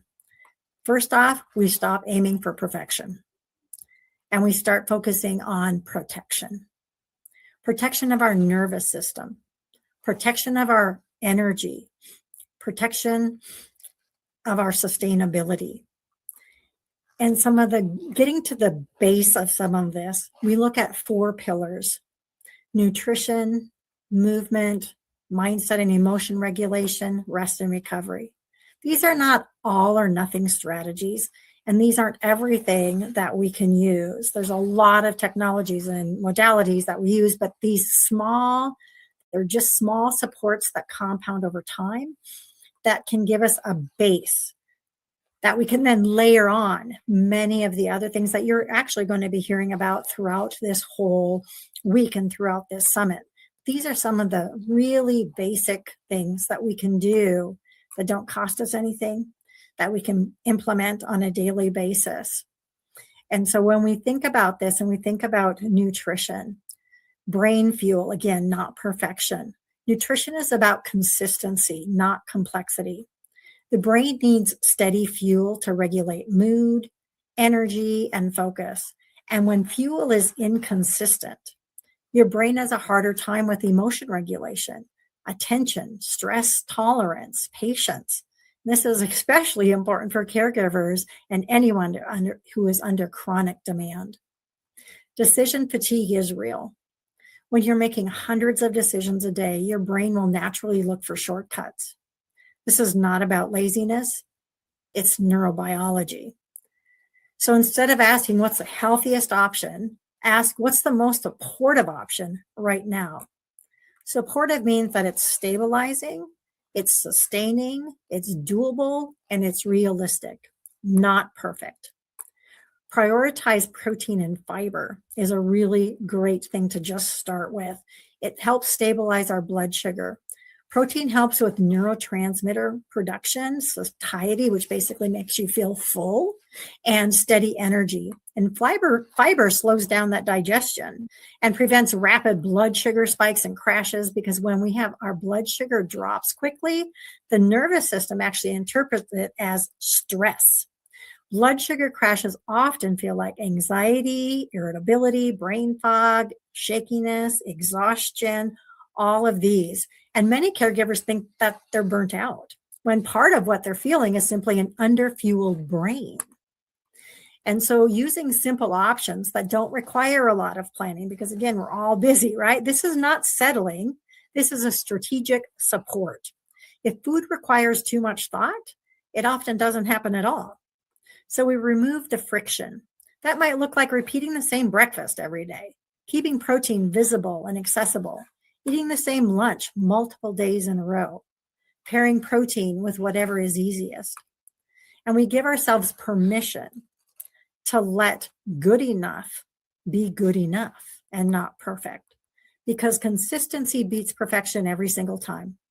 A smoothie counts, leftovers count, a protein bar in the car counts. Eating something is often better for the nervous system than waiting for the right thing. Feeding yourself is not selfish. Feeding yourself is nervous system care. And when your nervous system is supported, everything else becomes just a little bit easier. And then we think about movement. This is regulation, not exercise. While I do triathlons and I do a lot of working out, that's not what I'm talking about here tonight. Movement is one of the fastest ways to regulate the nervous system, and it does not have to look like exercise.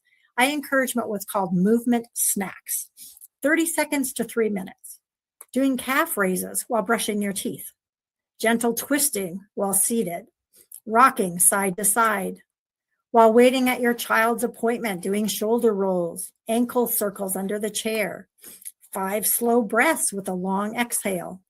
In the car, shoulder shrugs at the red lights, neck stretches while you're parked, deep breathing before you start the engine. And then with your child, things you can do are wall push-ups together, marching in place for 30 seconds, shaking it out before transitions, reaching arms up to the sky. Because these movements, especially when you do them with your child, help both nervous systems regulate.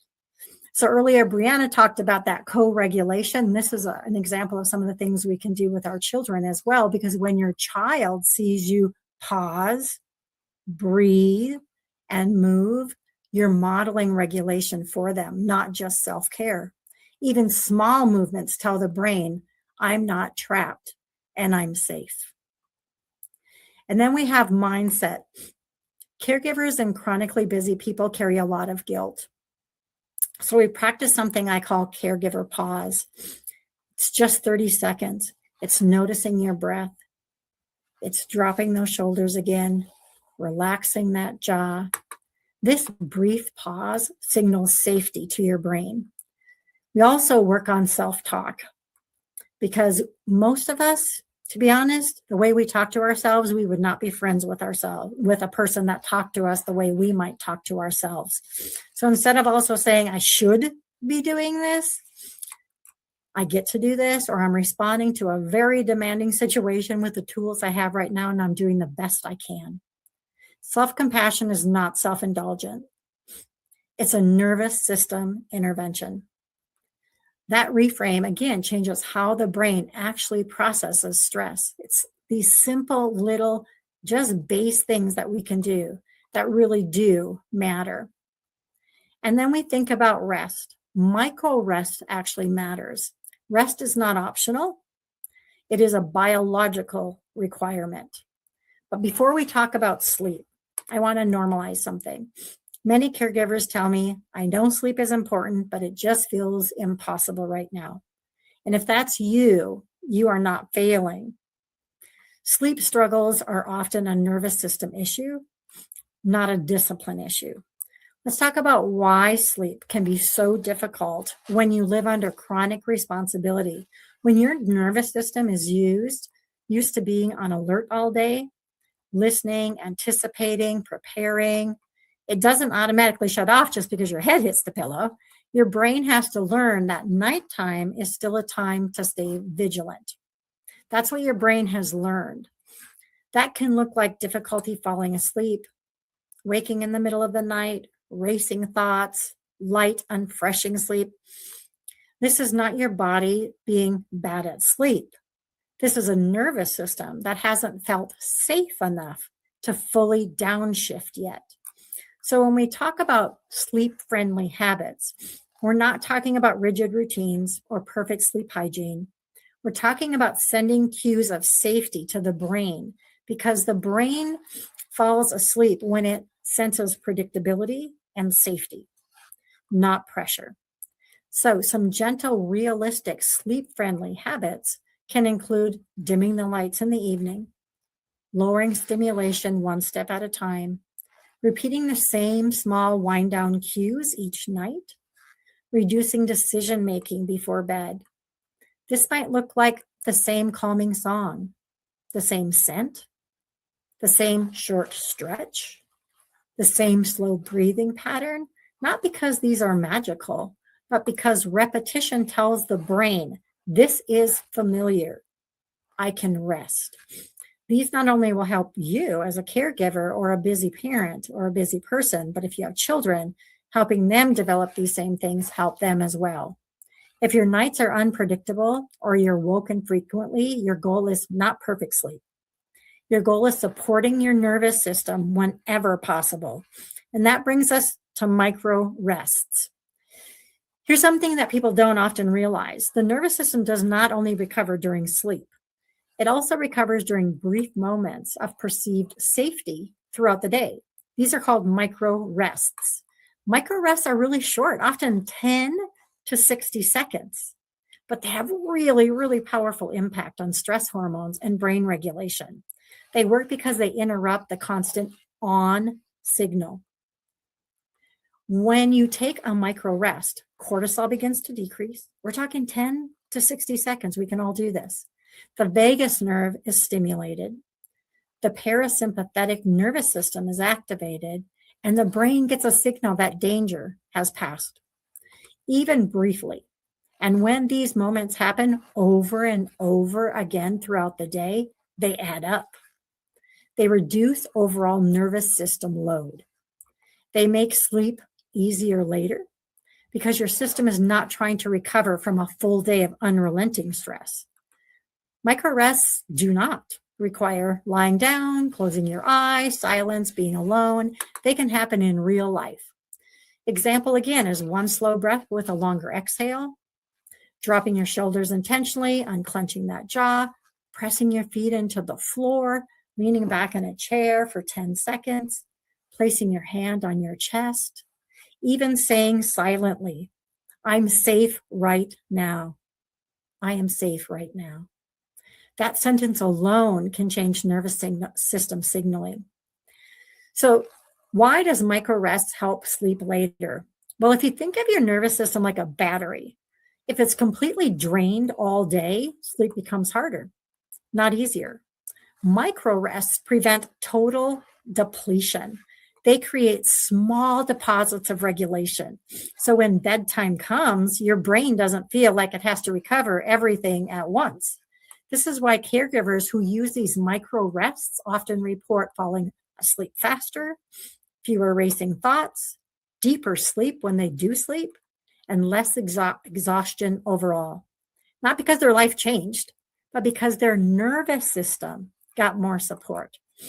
I want to say this clearly. If sleep is hard right now, you are not broken. Your body is doing exactly what it learned to do to protect you. And every micro rest you take is teaching it something new. That safety can exist in small amounts. That rest doesn't have to be all or nothing. So instead of asking, how do I sleep perfectly? Try asking, how can I give my nervous system more moments of safety today? Because these moments quietly, gently build a foundation for better rest later. Caregivers don't struggle with discipline. I want to say this clearly. Caregivers do not struggle with their discipline. You show up, you follow through, you problem solve, even when exhausted. You problem solve every day, all day long. What caregivers struggle with is that the systems don't fit their lives. Most wellness advice assumes you have time, energy, and flexibility. Caregivers and busy adults often have none of these. So the traditional goals fail, not because you didn't try hard enough, but because the system was never built for you. That is why these micro habits, 1-minute actions, tiny repeatable steps, such as if the goal is hydration, 1 sip of water every time you check your phone. If the goal is movement, stand and stretch during one transition. If the goal is mindset, 1 compassionate sentence during a hard moment.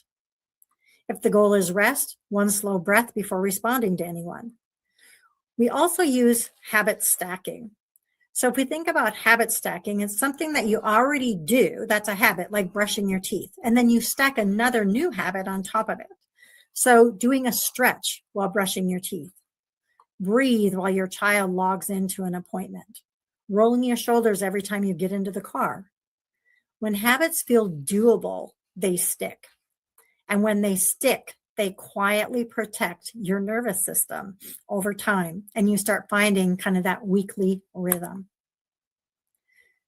So here's your roadmap that I really want all of you to think about. Is setting up 1 micro goal in each area. 1 for nutrition, movement, mindset, rest.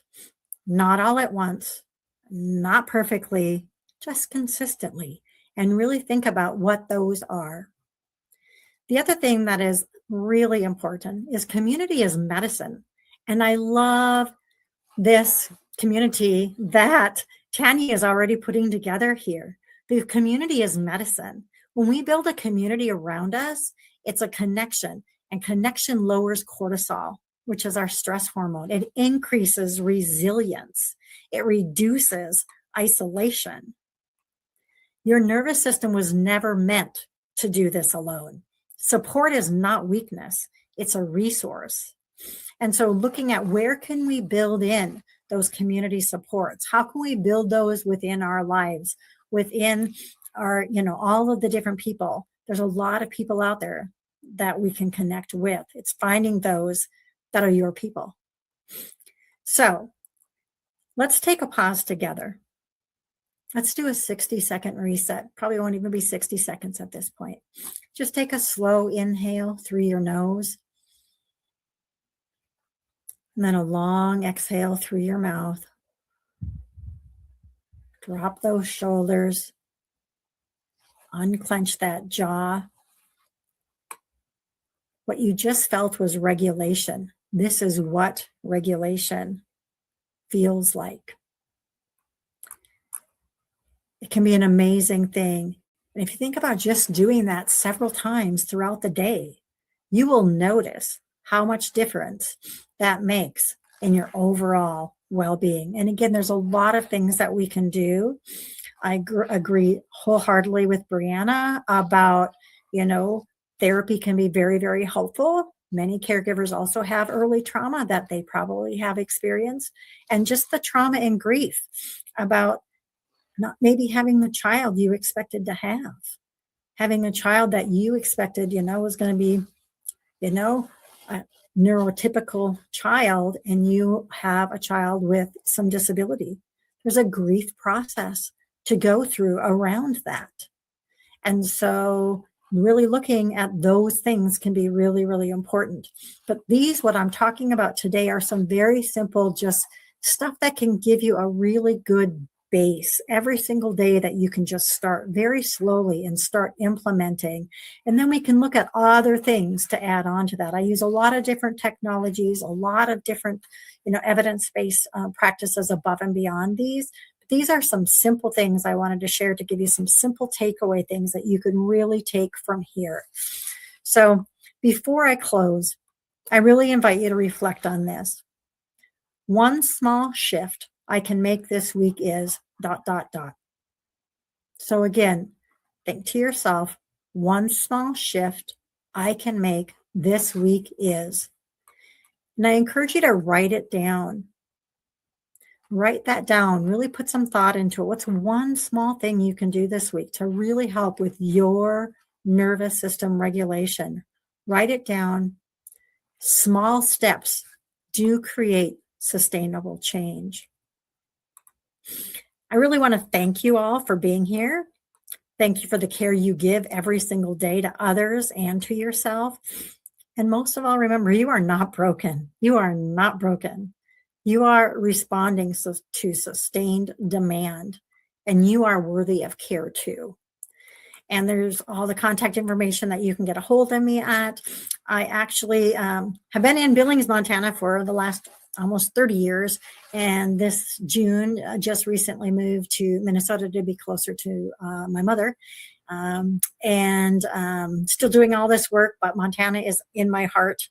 The MonDak area has been one of my most favorite areas to work with in all my years. And I do tons of stuff virtually. I also get up there every now and then as well. So, but I would love to, have anybody reach out that either yourself or of some people that, oh, hey, Mom, my mom actually is on here. So yes, I moved home to be closer to my mom, which I got to go back this weekend. So yes. So if you just want to do a check-in, we can do that as well.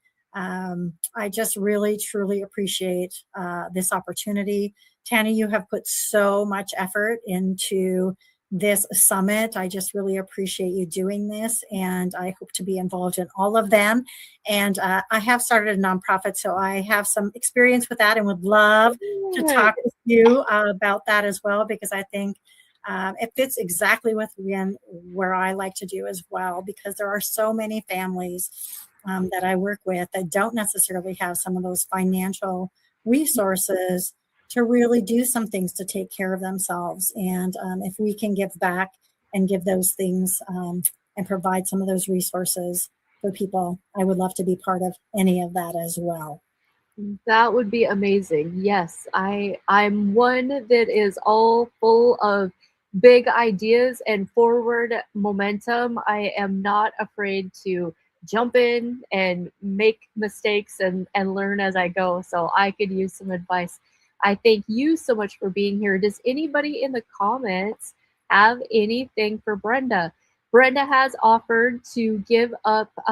We're going to throw them all in. What I'm going to do with these prizes is, so Brenda's offered a couple of sessions while we're drawing through. I think what I'm going to do is wait till the end of the week before I disperse anything. And like with your sessions, and I think a couple other people were doing that, I'll kind of have a list. And then if that meshes with somebody and they want to pick a session with you as part of their prize, or somebody else, I think that's kind of how I'll handle that. And then so I'll put them in touch with you. That sounds amazing. That would be I also have some things, Tanya, that I can send that have all of this kind of in a bunch of little guides on all of the different areas that we could email out to everyone who registered. Let's so they're do just, that. They're just PDFs. Yes. And so we can get that sent out to everyone as well. Yeah, let's do that. I don't see, I'm glancing through. Do you see any other questions from anyone? Don't see anything else there. All right. Well, thank you so much. You are so welcome. This was amazing. I think I don't really LinkedIn much. I think you're the only person I follow on there. I get notifications from your posts. So if you guys like LinkedIn, Brenda's got good posts over there. Well, thank you. Yes. And what time is it? It is. We'll take a short intermission. I'm going to put on that little video and we'll be back at 7:15. Thanks, everybody.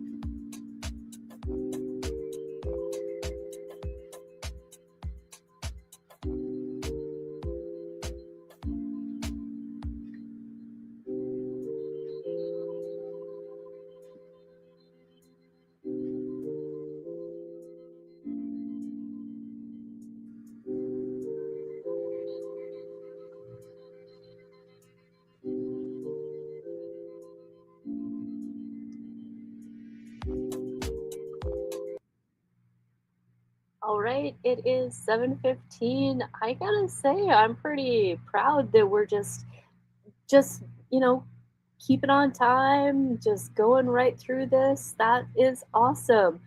So this, to close it out, you just get me, good old Nurse Tanya. My little talk that I want to bring up tonight is kind of for the men of the Bakken. So if you have a spouse that is near, that is willing to listen, grab them. If not, you can always try to hit them up on the replay, right?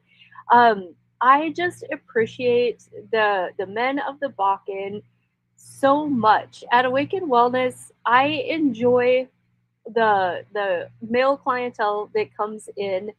They're curious, they know what's going on, and in this wellness conversation, so many times I just feel like they kind of get left out, right? They get left behind. At least they do in the circles that I run in. It's you think of wellness, and everybody gears it to menopause, or to, just women in general. So the MonDak Summit, I really want to include them in the talk, right?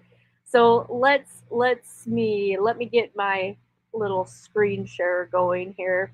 What's really fun is some of the men in the that come into the store, like, honestly, a lot of the fun retail items that I have at Awaken Wellness, if you've never been there before, it's just anybody can walk in off the street. We carry healthier options, homeopathy, you name it. But a lot of the fun stuff that I have is because of my guys that walk in and they listen to podcasts, they listen to Joe Rogan or this and that.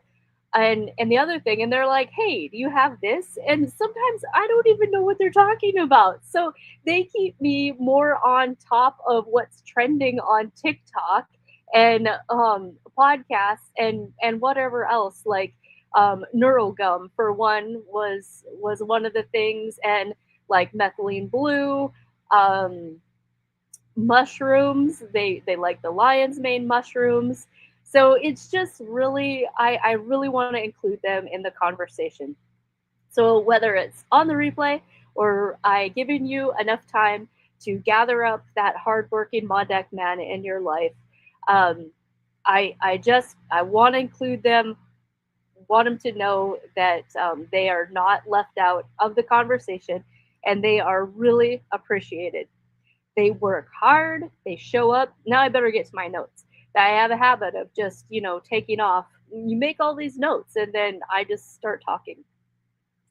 So anyway, the men who do show up at my store, or who may catch this live or on the replay, is absolutely not by accident. It's because they are paying attention. Every day they work hard, they show up. Maybe they've got energy issues like the rest of us. Their sleep is off, recovery is off, their gut sometimes just doesn't feel right. They don't get to eat just whatever they want to anymore. Again, like we've said all throughout tonight, that doesn't mean that we're broken. These symptoms are our body communicating with us, like a toddler without words, right? Or a child just putting words together. Symptoms, we're not broken. Your body's just trying to get your attention. It's just trying to have a conversation, just to bring awareness. In anything we do, awareness is leadership. So whether it's oil field, farm, ranch, welders, mechanics, men who work 12, 14 hours outside in real conditions with real exposures, they still show up for their families every night. They love the land, they respect their work, and they take pride in providing. So this conversation is for men who intend to stay strong inside that life that they have chosen. One thing I deeply respect about this place is that we understand trade-offs here in the MonDak, right? We don't live in a big fancy fantasy life. We live in day-to-day reality. We choose wide open spaces. We accept long drives. Some of us, like us over here in Sydney, Montana, it might take close to 45 minutes just to get to Walmart. And there is no such thing as overnight shipping. I don't care how much they charge you. Overnight shipping, at least here in my area, maybe Williston or Minot, you can get overnight shipping. But here, I don't care what they charge you. It's not really going to get there overnight. We choose commercial farming practices so the farm survives. We choose pipelines so the energy keeps moving.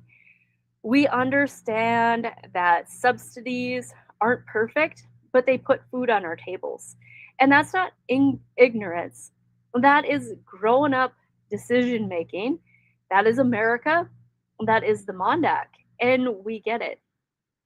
Trade offs don't mean sacrifice without solutions, they mean awareness. Take when COVID hit. It didn't break us. It didn't shut us down. It didn't turn us into rioting idiots. What it did was remind us that everybody needs help sometimes, and we share, we're stronger.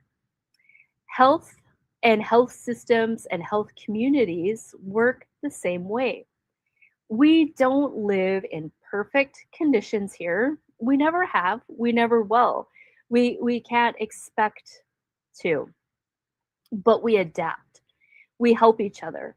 We move forward. Like our culture is different. It is rugged. It kind of reminds me of I mean, just stick with me on this, but back when I was young, there was the yo mama jokes, right? Yo mama, this, whatever. Like you could we can make fun of our own thing and tease in our own heart space, but we don't want to hear anybody else disrespect your mom, right? That's how it is in the MonDak, right? We we can say all of the jokes about the weather, about this. Why do we live here when you can't breathe the air in the winter, or why do we live in places that freeze our face? So like we all get that, but we do still love it, and we know what the trade off is raising our families here in these wide open spaces. So the reality is now, some of this, what I'm gonna say, I don't know how to say it. I don't mean it in judgment and I don't mean it in criticism. I just mean it as part of our ownership. We can talk all day about toxins and chemicals and pesticides and herbicides and chemtrails, but yet we still need those things to make our farming practices work, right? We know that California has no longer got glyphosate or Roundup, but we know that we don't want to be tree hugging Californians, or we know what the other side of Montana is turned into, right? So here in the MonDak, we're this really individual breed that even when we know these truths, we have to choose what we can control. We have to choose what we can react to. We have to live within our means, so to speak. I want to introduce to you, probably throughout this talk and on, like a few tools that we use at Awaken Wellness to help mitigate life's daily toxins living here in the MonDak. Which may be less toxic than living in the city with the people and the pollutants, but not to say that we don't have some of our own, right? Once you know something, you just kind of can't unknow it. That's the position that I'm at. That's where I help a lot of people who walk in our door at Awaken Wellness who are getting awakened to these things, to these big potential problems, but we have to still stay mentally in balance. We have to know which battles we can choose. We have to know what tools we have to fight these things, to mitigate these things. So once you start knowing things, you start noticing how food hits you different. Maybe how sleep changes, how stress lands differently. And you don't need someone yelling at you. You don't need me yelling at you. We just all could possibly start making smarter choices, making different choices. Digestion is a great place to start. Let's see, that digestion belly. Like if you're talking in men language, they're probably not going to say, my digestion is off, but they might feel tired mid afternoon, or like you have to really, really force yourself to go back to work after lunch. They might think their gut feels tight, or they just aren't getting good deep sleep. They're sleeping, but they're waking up feeling like they're not refreshed. Maybe they're grouchier than they used to be. And maybe they've got that kind of beer belly that doesn't want to budge.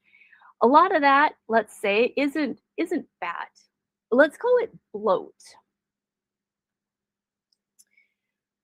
And a few things I want to just throw out that we can possibly do to mitigate these things without having to do a whole lot. We know that stress lowers stomach acid. We know that alcohol lowers stomach acid. We know that eating fast lowers stomach acid. So when stomach acid drops, those microbes that belong in the large intestine, they move to the small intestine. A fancy word for that you may have heard before is SIBO, small intestinal bacterial overgrowth. And the way I explain that is like not fancy or scientific, it's like hoses.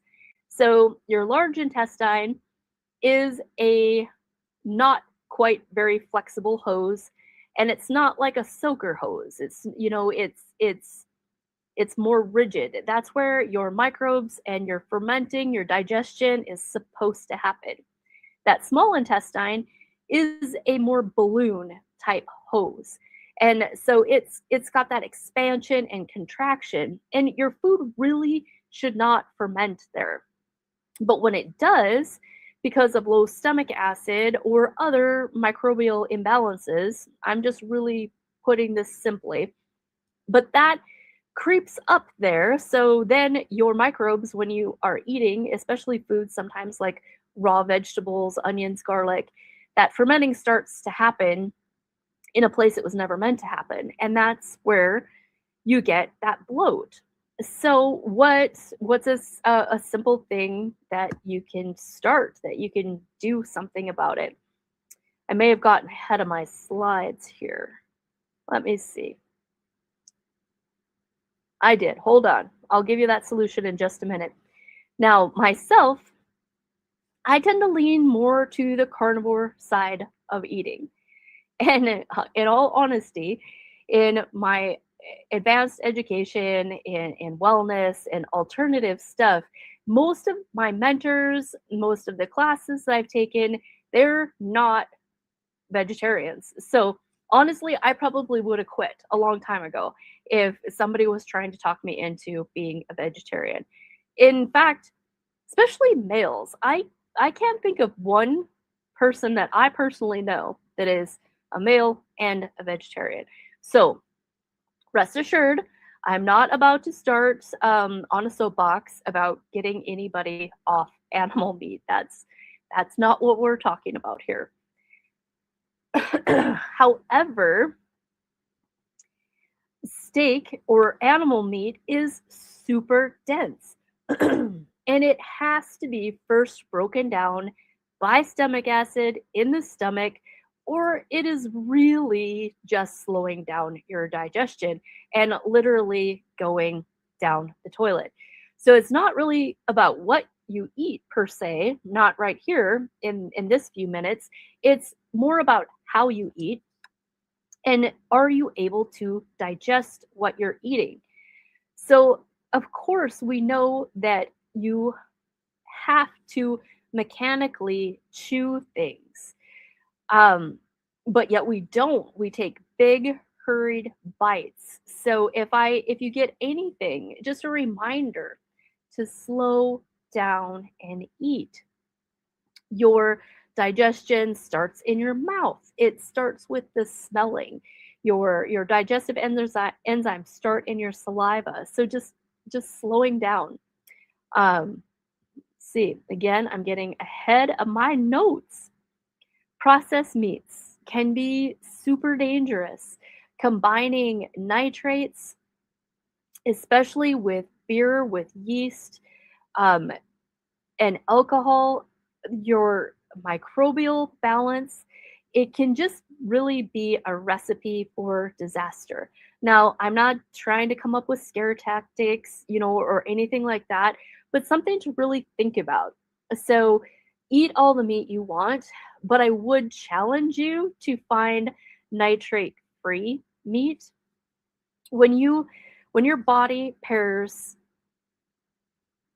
overgrowth of candida or overgrowth of yeast, and your microbes are kind of got a little imbalance going there.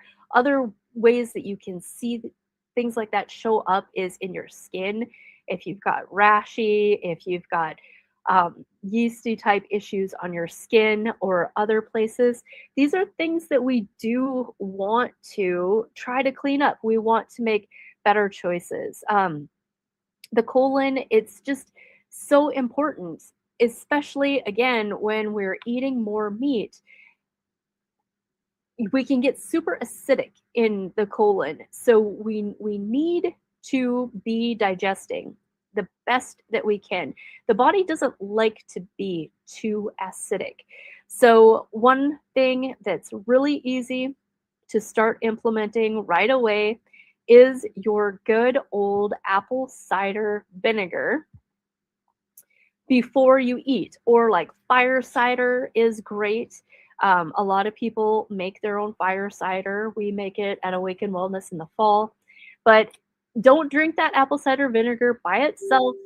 Put it in a shot glass and do like a third apple cider vinegar and a third water. Do that before you eat, especially that high protein meal. So you get that better digestion. So it starts breaking down right away. If you are completely just averted, you can't do vinegar, then a good digestive enzyme goes a long way. The Don't think of it about another pill that you have to take or something that you have to do. You're especially when you spent good money on a steak, you want your body to be able to use those amino acids, to use those building blocks. You want that food to be your medicine, not just to be wasted on the other side of the toilet, right? So I know it can be hard. Apple cider vinegar, it's tough for me too. I, for the most part, would rather take the digestive enzyme. I think my next picture is just of fire cider. So fire cider is um, a super healthy antioxidant drink, but also is a vinegar base. Another way that you can get some vinegar going is if you use a good amount of vinegar salad dressing before you eat. Another thing I would like to challenge you to maybe do a little bit different is removing the ice cold liquid from in front of you when you're eating, and especially ice cold carbonated liquid. That really, really disrupts your digestion. That carbonation, the cold, it kind of paralyzes the stomach, and it does exactly the opposite of what we want. So getting yourself to drink even warm water with lemon, if you can't do the vinegar, would be an absolute place to start. Vinegar, I get it. It can be hard. And then just slow down. Man-sized bites are not helping you out. Just small bites, chew slowly, enjoy your food. Let those digestive enzymes work for you. And it just matters. Timing of how you're eating really matters. Now, this is something that I get that it's difficult. It's difficult in our house too. When you are outside and you're working until the sun goes down, then you come in and maybe you only ate that one meal a day, and now it's this big old protein meal, and you go to bed with a full stomach. When we do that, your stomach doesn't get to rest.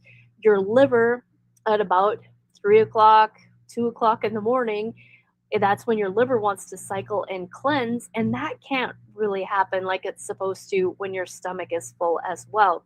So then you kind of have that, oh, I just didn't sleep very good. You wake up feeling not rested, and it's because your body didn't get to rest. It was busy trying to digest that heavy meal all night. So a challenge would be, it's a challenge for me. I'm still trying to get myself more in that mindset. My husband has always been great about getting up and making himself some protein and making himself breakfast in the morning. For me, it's, if I can get a shake in, that's about as far as I can get. I just don't have that appetite in the morning. But my health needs me to. My health is requiring me to make that change. So eat like a king in the morning. And if you can, fast 6 hours. 2 meals a day is great. Men can really do well on the 1 meal a day program as well. Men fasting, doing 1 meal a day with good stomach acid and good protein will actually boost your testosterone. Men, the more you can starve out that sugar and cut back sugar, the better your body will convert your testosterone to your good metabolites, to your DHT. Men, if you've got some liver congestion, you're eating sugar, your body's going to metabolize that testosterone over to the estrogen side instead of testosterone. So I just kind of blooped that all together. But digestion, eating less at night. Try to go to bed 2 hours on an empty stomach. That is one shift.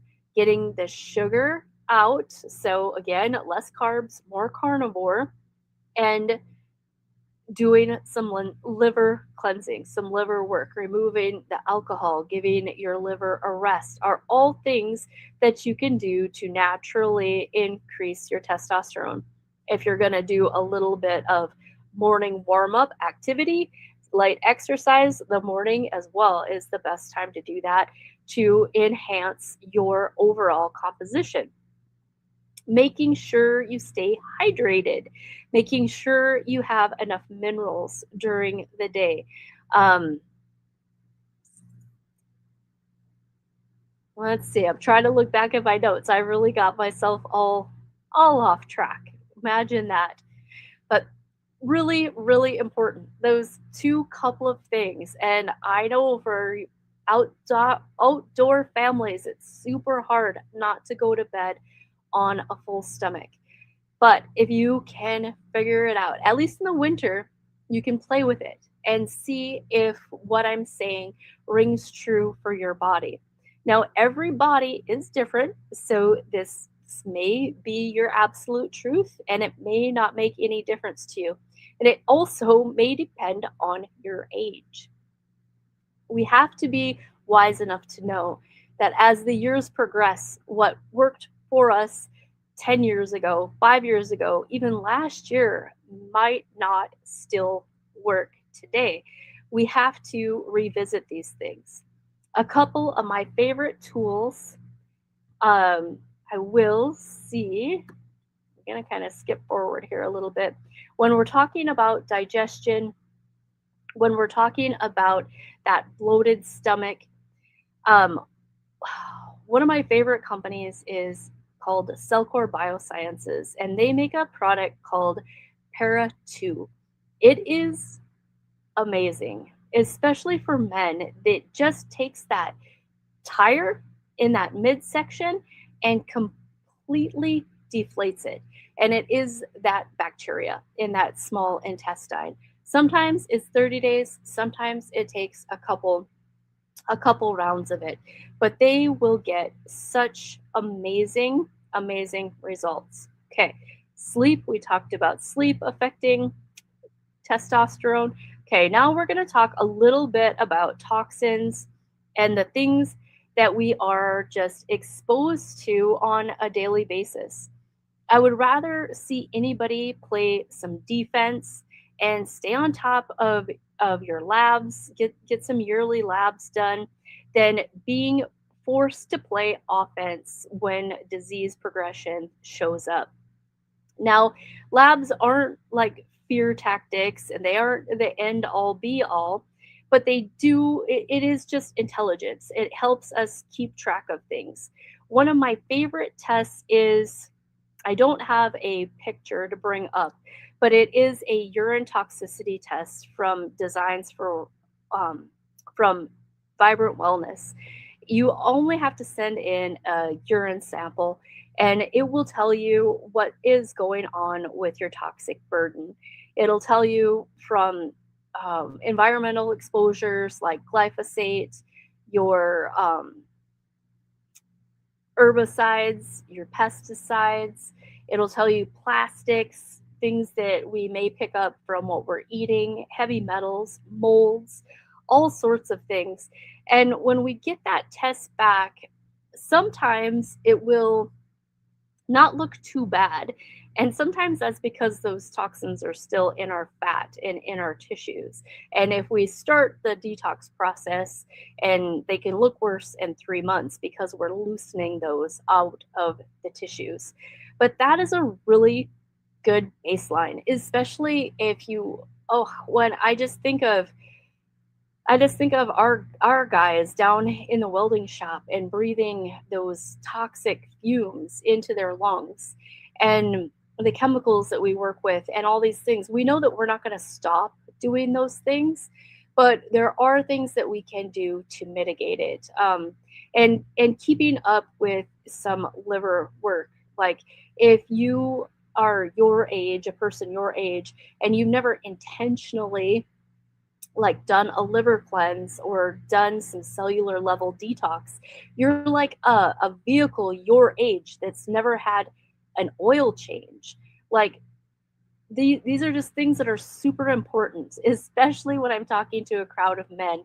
You probably cringe at when I say that. You are a vehicle your age that has never had an oil change. Like that's a big deal. And where your oil is your bile. Your bile is made in your liver, and it gets recirculated throughout your colon like the oil in your vehicle.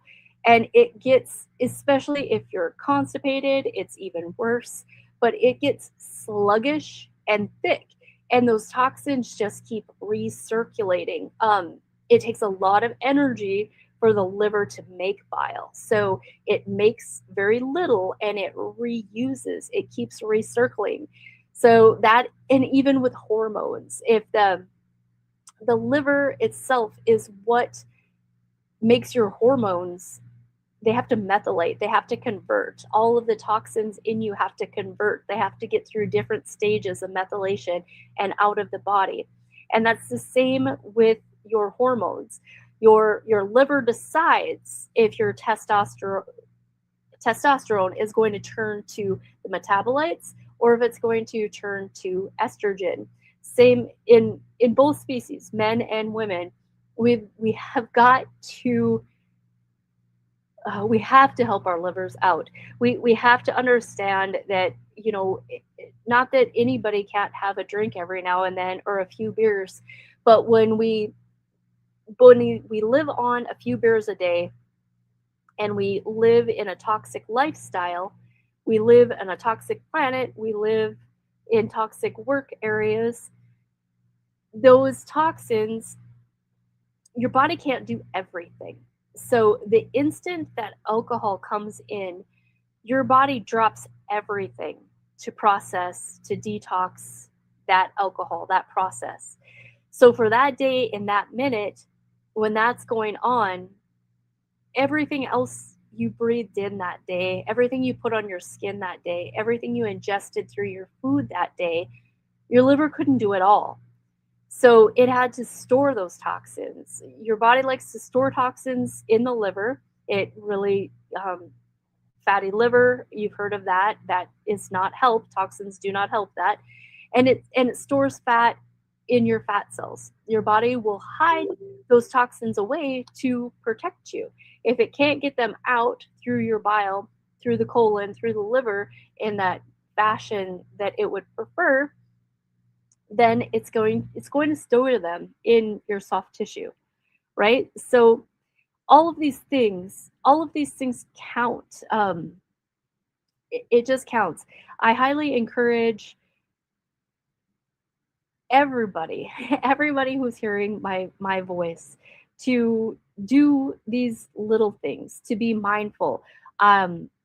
Quality water, quality sleep, all of those little things, and just to make better choices, make the best choices that you can, and try not to have to play offense.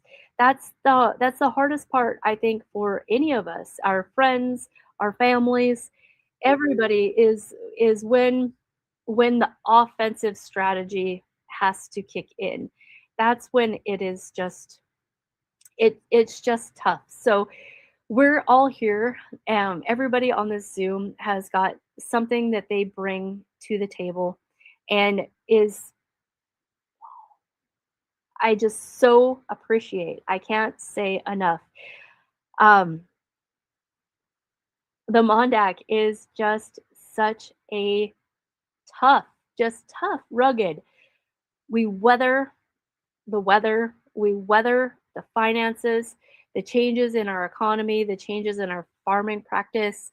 When, in our little economy, when the sugar beet plant closes and everybody's going to have to reimagine, what do they do with the equipment in their Quonset? What do they, they're reimagining things. The stressors are so real. And I just appreciate so much that masculine force in our area. They don't get enough credit. They just really don't. Let me get back to my notes. Let's see. I'm going to start to wrap this up. Right now, I feel like I'm talking to the blind because I can't see the comments or anything else. So I'm going to stop screen sharing, check out the comments, and see if there's any questions for me as I start to wrap this up. Let's see. Yeah, eating slower, Jessica. It is like, oh gosh, we just get into such hurries. Everything is such a hurry.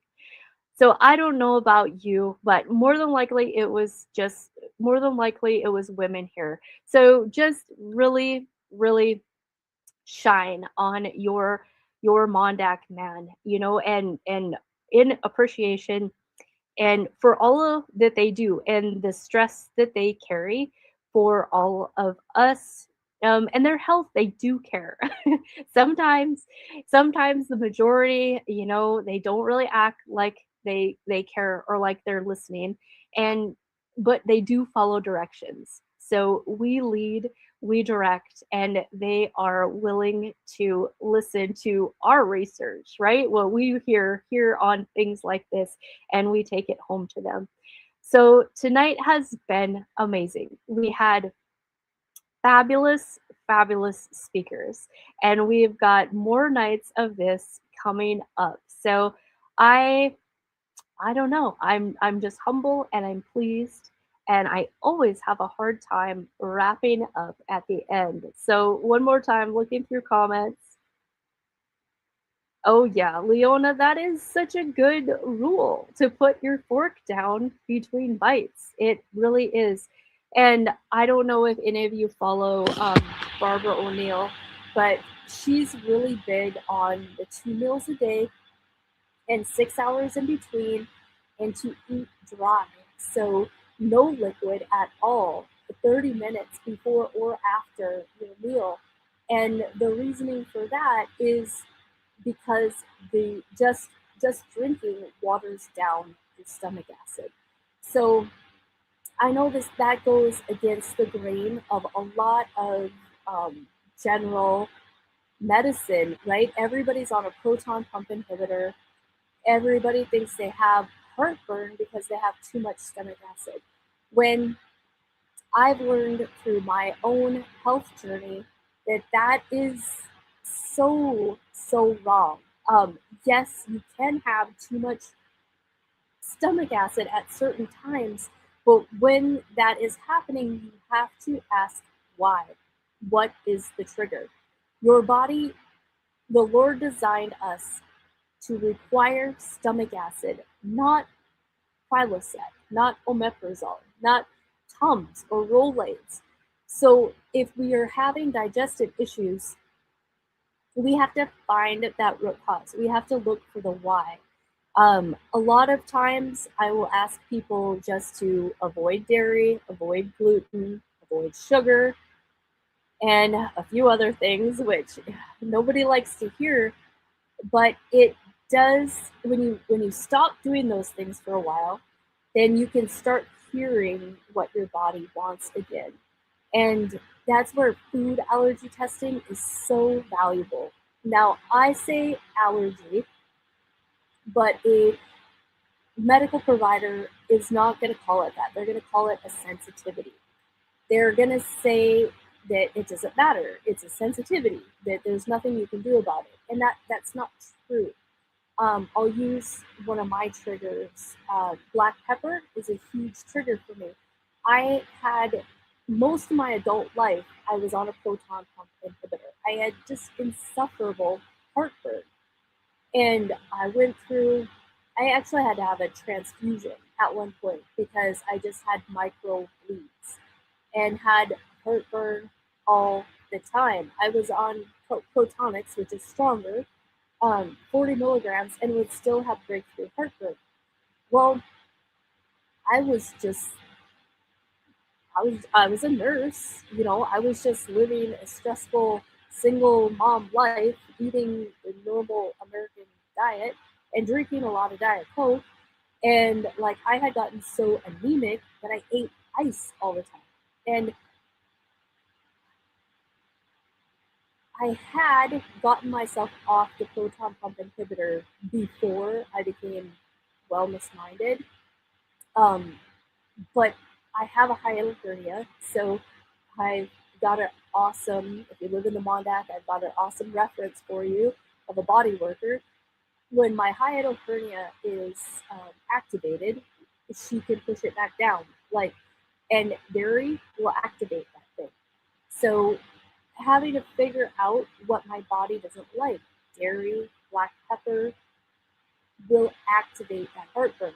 So when that's the case, when there is too much acid, it's because my body is trying to break down that irritant. It's trying to break down that black pepper. It's trying to deal with the dairy that I don't have the right enzymes to digest. So why? If you're having heartburn all the time, you have to figure out why. There's something that you can do about it. And living on proton pump inhibitors is dangerous. It is dangerous. It wrecks your everything downstream. Things don't work right when there's no stomach acid. Stomach acid, sorry, I didn't mean to get off on this, but somebody needs to hear it. When you don't have stomach acid, this is how I describe it. It's like walking around without skin, right? It's like walking around without skin. So if I had a big gaping wound on my arm, and my body should heal it if I don't get dirt into it, if I don't get, yucky stuff into it. That skin protects me. Your stomach acid is your first line of defense from whatever goes in your mouth to the rest of your body. So you have to have stomach acid. Food sensitivity testing is priceless if you don't want to do the elimination.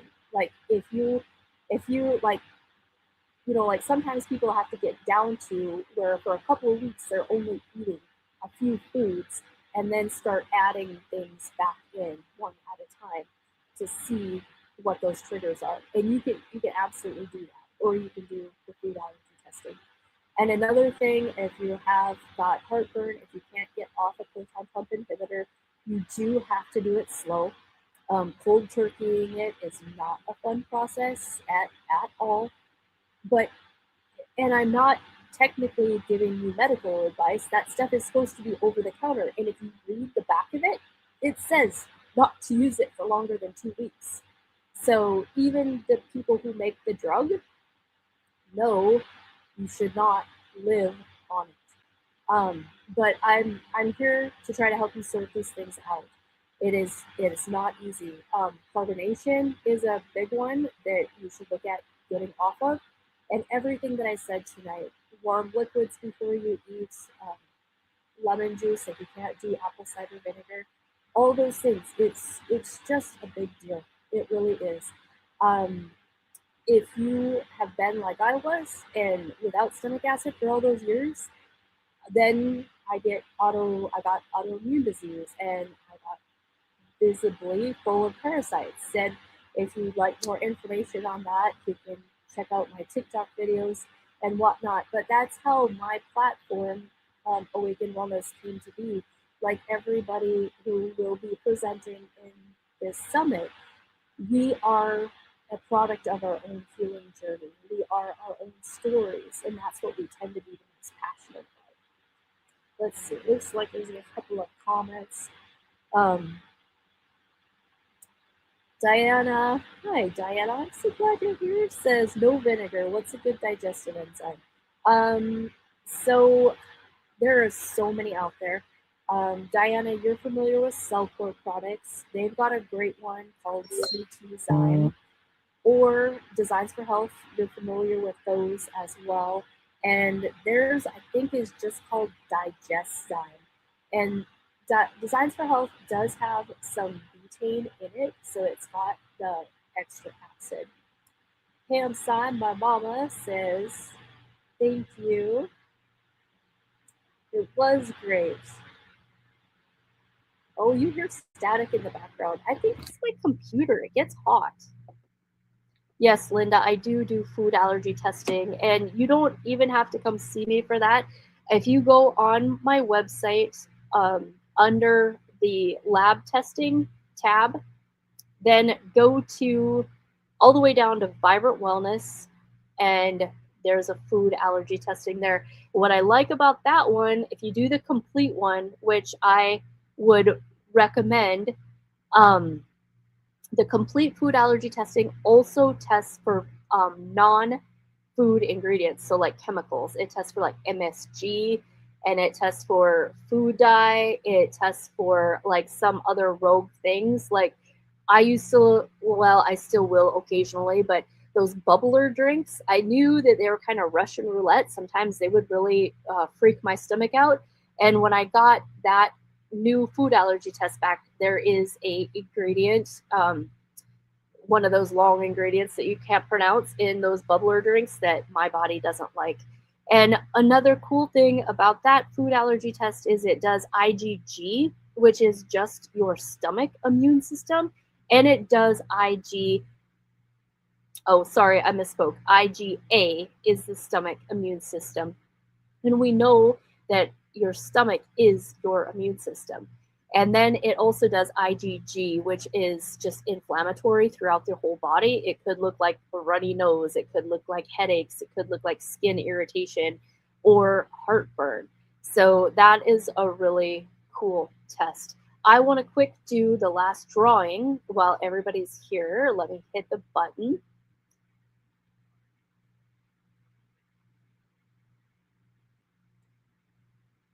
It takes a minute.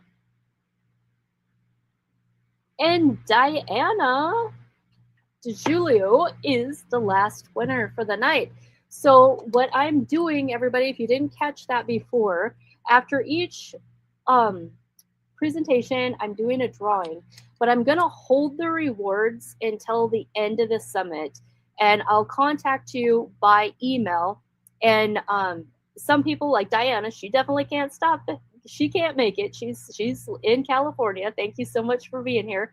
But I will by then I'll have gathered up everything that the presenters are going to kick in. So I'll get a hold of you and kind of let you know what your little bonus options are, or what you can pick from when you're a winner. So thanks everybody, and I hope to see you back tomorrow night.